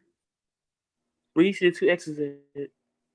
That is the problem. Exactly. We don't have 2 x's. Oh. So you know how up here we had a couple x's that we multiplied together? Well, in this situation, we don't have 2 x's. We only have 1 x squared, right? And so we don't have anything to multiply that with. And so we just multiply it by 1, right? Okay. So I see that. this is going to be just simply x squared. Does that part make sense? I feel like that's still a little fuzzy. I don't think I'm explaining it quite right. Oh, no. It makes perfectly sense. Okay, cool. So then the answer to this part is 18x squared. Okay. So we have two of the things that we want to get at, but we're actually still missing 2 things. We have 2 more steps to do. And those steps are, so see up here where we multiplied the 3x squared by both things. Now our job is to multiply the -1 by both terms in the other bracket. Okay, so we're going to follow very similar steps. We're just going to do, we're going to multiply -1 times 7x. And we're going to multiply, I'll just do this, -1 times 6. Okay, does it make sense why I am multiplying these 2 things together? Or why I'm doing these steps? Yes. Okay. So I'm just basically doing the same exact thing that I just did, except I'm doing it with, instead of doing it with this first term, the 3x squared, I'm doing it with this second term, the -1. So let's do it here. So we have -1 times 7x. And really, this is probably one we can do just in our heads, right? If we don't think too hard about it. Because what is 1 times 7? Or what is -1 times 7? Hello? Can you hear me? You said -1 times 7? Yep, -1 times 7. That would be 7. Positive or negative? That would be positive. Tell me why it'd be positive. Because 7 times 1 is 7. And if it's if the one is negative, right, it'll be a positive 7 because the one is negative. If the one is negative, then your whole answer is going to be negative. Because a negative times a positive is a negative. Wait, what? Yeah, because if you have like -1 times -1, it's going to be 1. But if you have -1 times 1, it's going to be -1, right? A negative times a positive equals a negative. See, we never got taught that. Okay, well, good thing I'm teaching you now. So we have -1 times 7, which is going to be -7. And then we have x times no x, or x times 1, right? Which is just going to be x.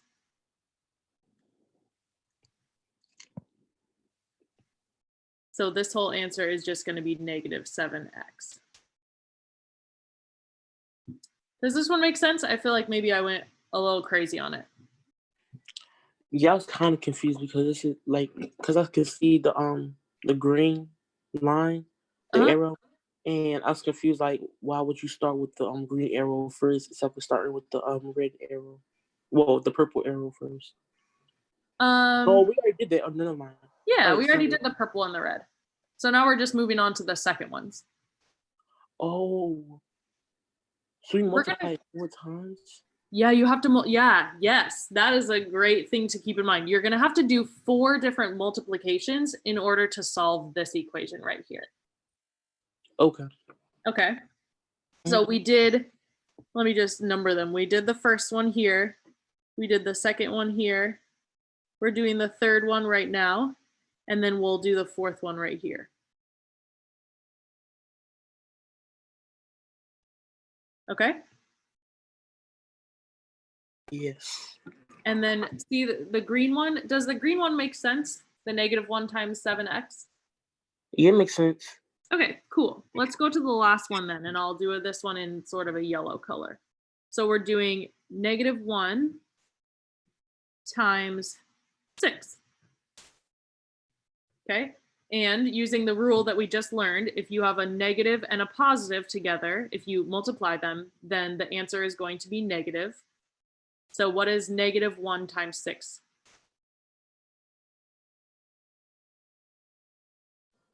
-6. Yeah, perfect. Okay, so woo, we did all the multiplications. Okay, that was awesome. You did a great, great, great job. So now the last step in this is that we just have to put them all together. Okay, just like we did last time, I'm gonna scroll up really quick. Just like we did last time right here when we put them all together, that's the last step that we have to do right here. Okay, so can you tell me what this final equation is going to look like? So we add all the answers together and we multiply all the answers? Yep, we're gonna put them all together. I'll give you a hint. The first one is going to be 21x cubed. What's the next one gonna be? 18x2. Yep, so plus 18x squared. And then what's the next one? -7x. Yep, minus 7x. And then what's the last one gonna be? -6. -6. Perfect. And this right here, my friend, is your answer.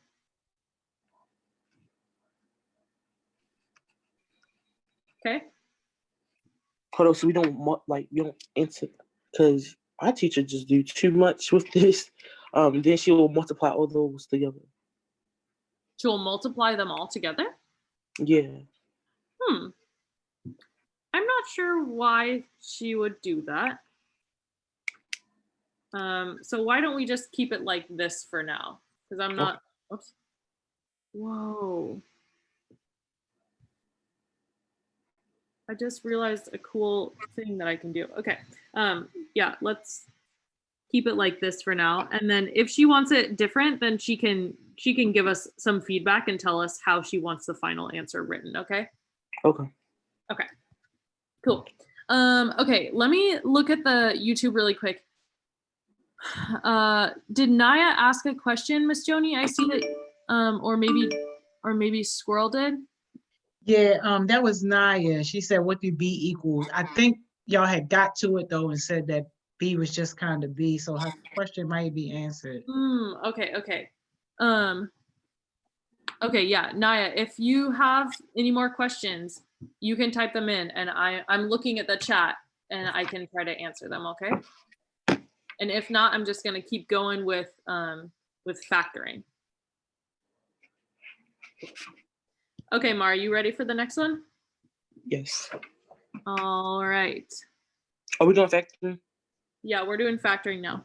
Yeah, because I have a huge problem with that. I was so confused with the factoring. Okay. So the next one on our list is 18b squared. Nope, cubed minus 42b squared minus 24b. Okay, so the method that they want, it says factoring by GCF. Okay, do you know what GCF stands for? It's really silly that they didn't put the actual name of what they want you to do right here. You said what GCF mean? Yeah, do you know what that means? What are you doing? Yeah, I don't have no idea what that means. I know, that is so silly that they just put it there without defining it. So GCF stands for greatest common factor. So they want to put GCF? GCF. So we're using the GCF, and basically GCF is a method. So greatest common factor is a method to do factoring. There's a couple of different methods that you can use, like techniques that you can use in order to factor, and this is one of them. So they're asking us for this specific question, they want us to use GCF. Okay. So the greatest common factor method basically means that you're going to look at this equation right here, and you're going to try to see what all three terms, all three things in this equation have in common. Okay. So is there anything right off the bat that you can see with these three terms that they might have in common?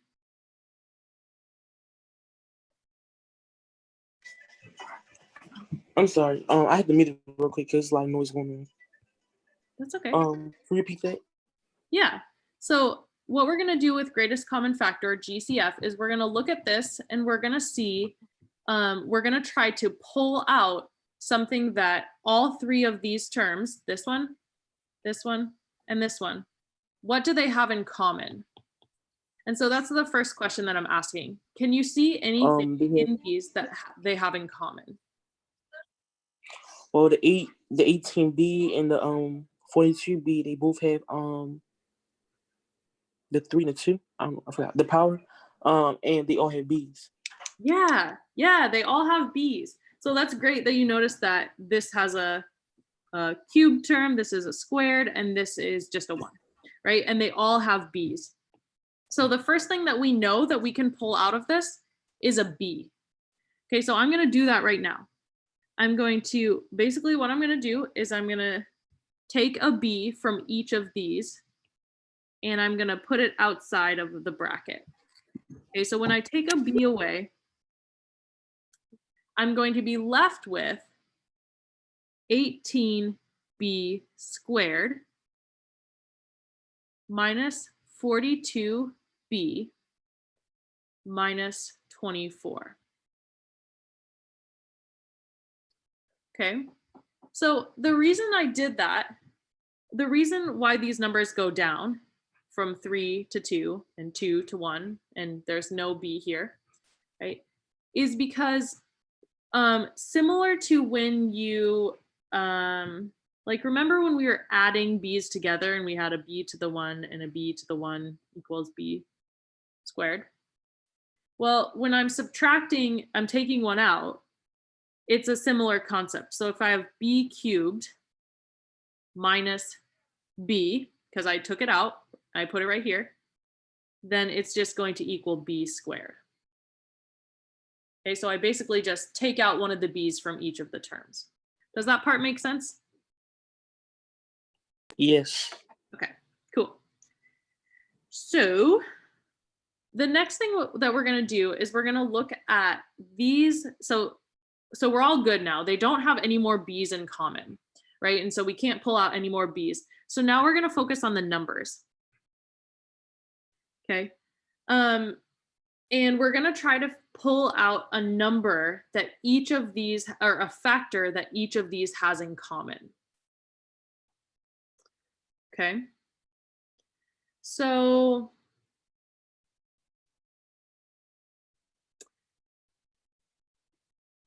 a way that we could do that is we can go individually one by one, and we can try to find the factors for each number, and then we can see which ones they have in common. Okay, so remember that a factor just means that something, two numbers that can add together or that multiply together to make this number. So 18 and 1, those are both factors of the number 18, because 18 times 1 equals 18. Okay, does that part make sense, Mar? Yes, it makes a lot of sense. Okay, cool. So what are some other factors of 18? 9. Yep, 9 and what? All right, 9, 6.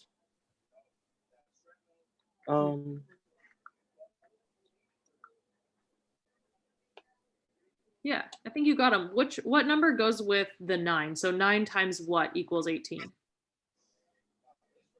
Just what? 9 times which number equals 18? Oh, 9 times 2. Uh-huh. And 6 times what number equals 18? 6 times 3. Yeah. Okay, so I think those are all the factors of 18. So now let's move on to 42, which might be a little bit harder. At least it's harder for me. So I'll start us off because I get the easy one. 42 times 1. What's another factor of 42?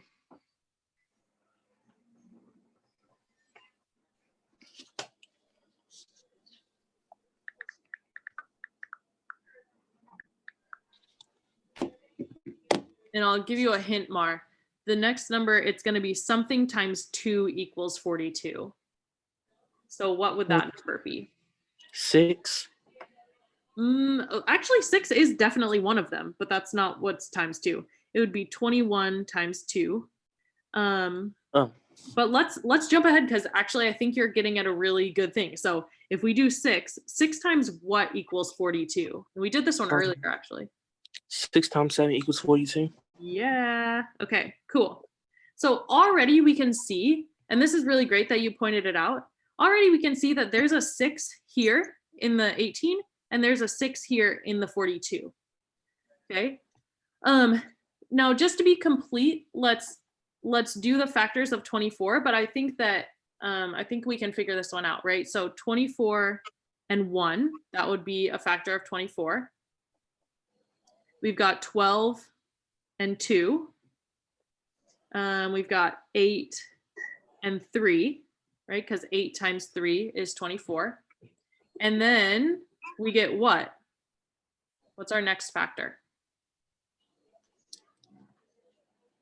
Our next factor? Mm-hmm. Can you please turn that down? Our next factor for what, 24? Yep, for 24. Would it be 4 times 2?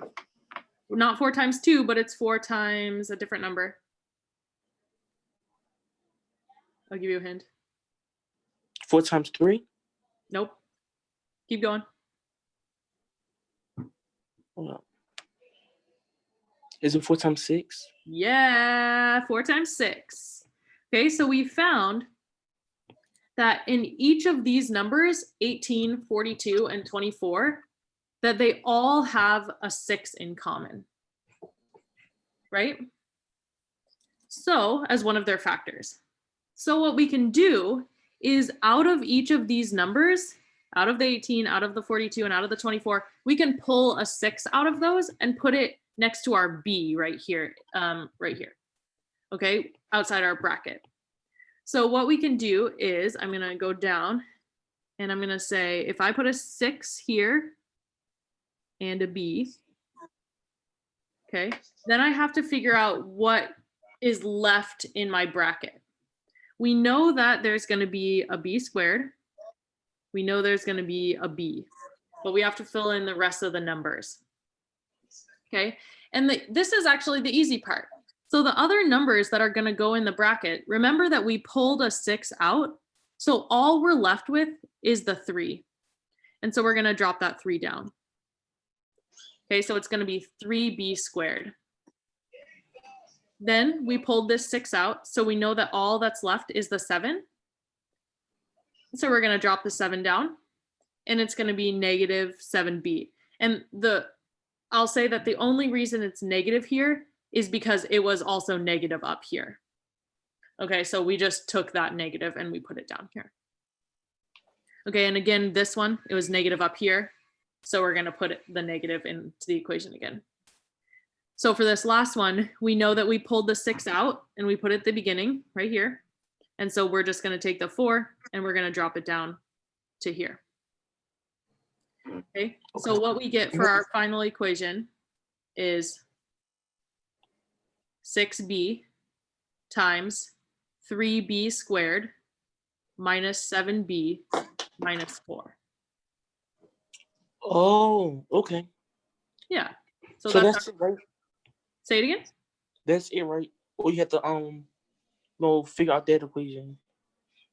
For now, well, let's see. Are we factoring or are you multiplying too? Oh, I am not multiplying, just factoring. Okay. Because if you multiplied this together, and remember that my arrows represent multiplication. So if I multiply this together, doing this, this, and this, what I'm gonna end up with is this equation that we started with. So something that's really important to keep in mind is that I'm gonna put 2 stars, this first star and this second star. These 2 equations that we have are exactly the same. They mean the exact same thing. They're just written in 2 different forms. Does that make sense, Mar? Yes. Okay.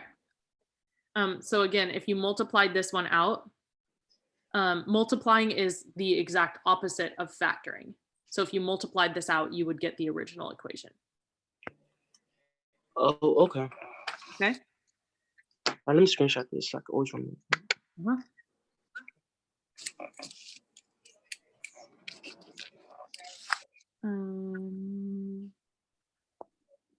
Let's see. Okay.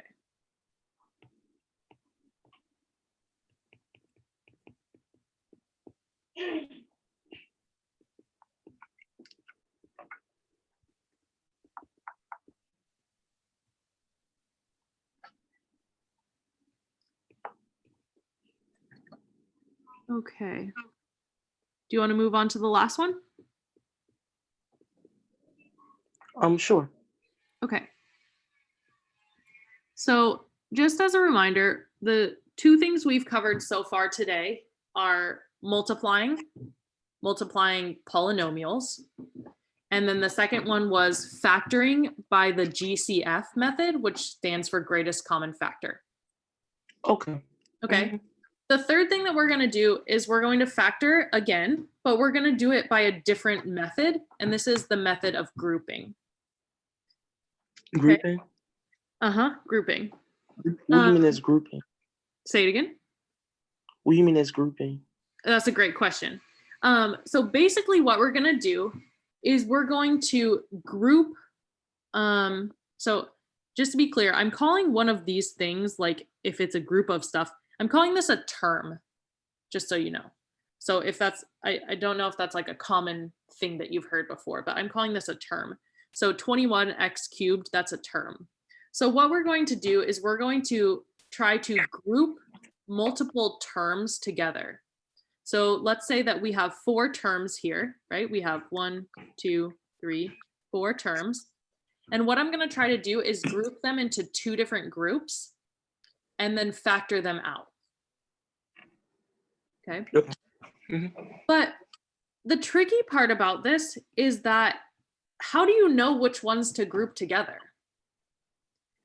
The answer to that is you have to look for things that might have stuff in common with each other. Just like we did up here when we looked at the greatest common factor to see, oh, the 6 is in common with all of those. We have to look to see which terms in here have things that are in common with each other. Okay. So one way that we can do this is if it doesn't stick out to us right away, then we can use the same thing that we did and look for the greatest common factor for multiple things. Okay, so let's do that. So let's take the first term, and that's 21. And some factors of 21 are 21 and 1. And what's another factor of 21? Can you hear me? Okay. 7 times 3. Yeah, 7 times 3. Okay, cool. I think that's all of them. So let's move on to the next one. What are some factors of 18? We know we have 18 and 1. What else do we have? 9 times 2. Yep, 9 times 2. What else do we have? 4 times 6. No. Nope, not quite. But you're on the right track. 6 is one of them. What is 6 times what equals 18? Oh, 6 times 3. Yeah. I mean, 6. Yeah. Yep, 6 times 3. Great. I think that's all of them. What about for 7 or 7? 7 times 1. Yeah, 7 times 1. Are there any others? I'm not sure. Is it? I don't think so. No, I don't think so. And then the last one we have is 6. And we have 6 times 1. What else do we have? Times 3. Say it again. 3 times 2. 3 times 2. Perfect. Okay. So now that we have all these factors, let's see if there are groups of 2 that we can put together. Okay. What do you think?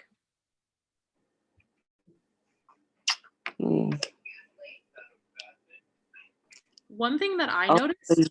7 times 1 is 7 times 3. Is that? Can they group together? Yeah, exactly. So yeah, that's exactly what I was going to say. So one thing I noticed is that there's a 7 right here, and there's a 7 right here, and that's the greatest common factor between them. So we know that these 2 terms can be grouped together. Okay. Let's see, can the other 2 terms, can the 18x squared and the -6, can they be grouped together? Do they have any factors in common? No. Look again, look at their factors. You said -6 and 18? Yep, and look at these. I'm looking at these factors right here. Oh. And these factors right All here. I see 6. 6 and 3 and 6 and 3. Yeah, exactly. 6 times 1, 3 times 2, and 6 times 3. Perfect. So they both have a 6 in common. So because they have this in common, they can be grouped together. Okay, so these are the 2 that are going to get grouped together. Okay, so I'm going to rewrite this down here, and I'm going to group them together. So I'm going to group 21x cubed minus 7x. And I'm going to put those in parentheses. And then I'm going to add 18x squared minus 6. Okay, so here I have my orange group. and I have my yellow group. Okay. Mhm. The last thing that we have to do in order to finish this problem is we just need to pull out of the brackets the common factor between the two terms in each group. So for the yellow group, what factor or what number did we say was in common between the two of them? We say 7 and 7. Yep, 7 and 7. So we know that we can pull out a 7 from here. And that's going to leave us with an equation inside. Now, remember how we did this up here? I'm going to scroll up really quick. So if I pulled the 6 out, then I dropped the other number in. So the 3, I dropped it into the bracket. So we're going to use that same concept here. So if I took the 7 out, then what is going to drop down into my equation?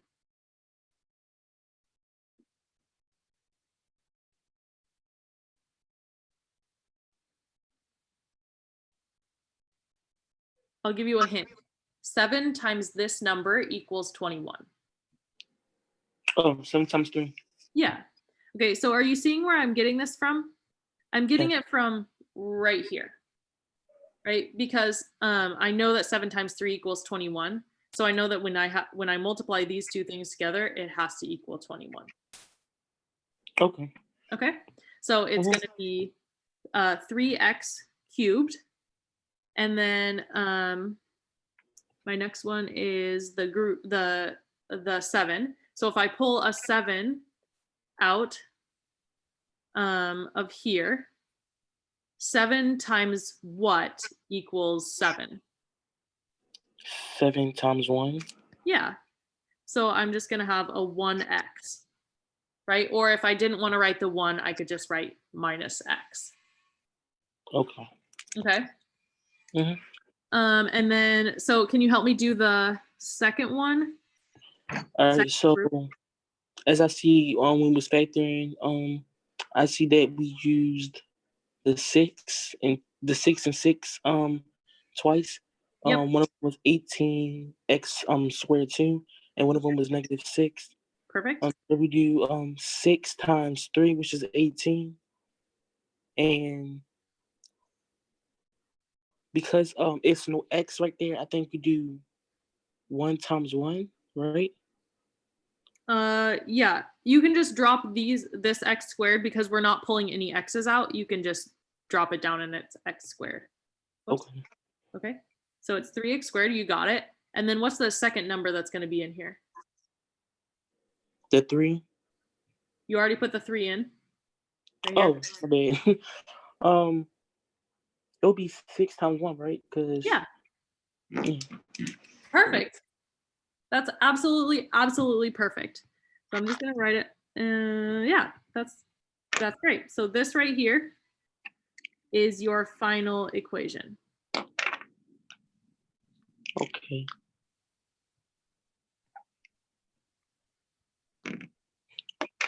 This actually makes sense. Cool. That's great. That's the goal. Because it was so hard learning in school, and I didn't understand what my teacher was saying because like she was rushing through the lessons so much, and there was so much distractions going on. But you took your time, and you actually got me through the whole page. Yeah, dude, I'm here for you. I'm glad that it's making sense. Thank you.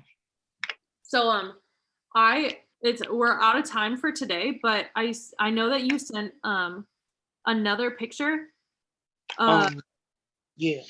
So I want to skip the one with the X's for now, and talk about that last picture that you sent with just there's like a page full of equations. So what I want you to try to do is use the methods that we talked about today. Actually, because you already started on this and you're doing good so far. I will say that your number 1, number 2, and number 4 are all correct. I checked them. Okay. Number 3, I want you to go back and try that one again. But it looks like you're like on the right track. The x squared nope, not that page. It's the page that just has like it says 1 and then it says x squared plus 6x plus 5. 2 is over here, x squared minus 4x minus 12. 3 is x squared minus x minus 12. Oh, I see. Yeah, this one. So I'm gonna just finish writing this. P squared plus 9p plus 14. So these 3, 1, 2, and 4, you've got them all right. I double checked them. This one, number 3, I want you to go back and check that one again and try it one more time, okay? Okay, I will. Okay, cool. And we can continue, we can talk about these more. I'm also free this weekend, Mara, if we want to have another call, okay? Okay, we can. Cool. Miss Joni, you done for the day then, huh? Yeah. Oh my gosh. Thank you so much, Miss Kaitlyn. This was so enlightening, and it's just good stuff, man. And I know some of you guys were following along. Trent got the right answer one time when you were asking for some answers. So thank you so much. Anybody that's listening, even if you watch the replay, hit Miss Kaitlyn up, hit us up on Instagram, send her your work beforehand. And if you want to jump on here, we're more than happy to have you jump on and kind of walk through your session with her. Ma, how was it? It was great. I learned so much. Awesome. That's awesome. And Awesome. also, Drop some jewel. what? Yeah, you can drop a jewel. All right, so my jewels is I wrote it down too. I said stay positive and have a healthy brain. Focus on effort, try your best. If you need motivation, surround yourself with people that are studying and feel inspired. Learn, embrace challenges rather than avoiding them. Don't feel like your brain is like in full of stress. Make sure your brain leave out like some of the energy for like relaxation and stuff like that. Don't rely on others. Take care of your own responsibilities. And please, please, please, like if you need help, people is always there to help you no matter what. It's a world for the thousands, millions of people. One out of those thousands, millions of people is going to help you. Yeah, Ma. That was so good. Yeah, thank you so much. What a great way to end. Success sessions are done for the day, done for the week. We'll see y'all back Monday at 10 o'clock. Man, thank y'all so much. I really appreciate it. Thank you so much, Miss Kaitlyn. Thank you. Y'all. Love y'all. Bye. Love you more. See All you. right, I'll see y'all later. Bye-bye.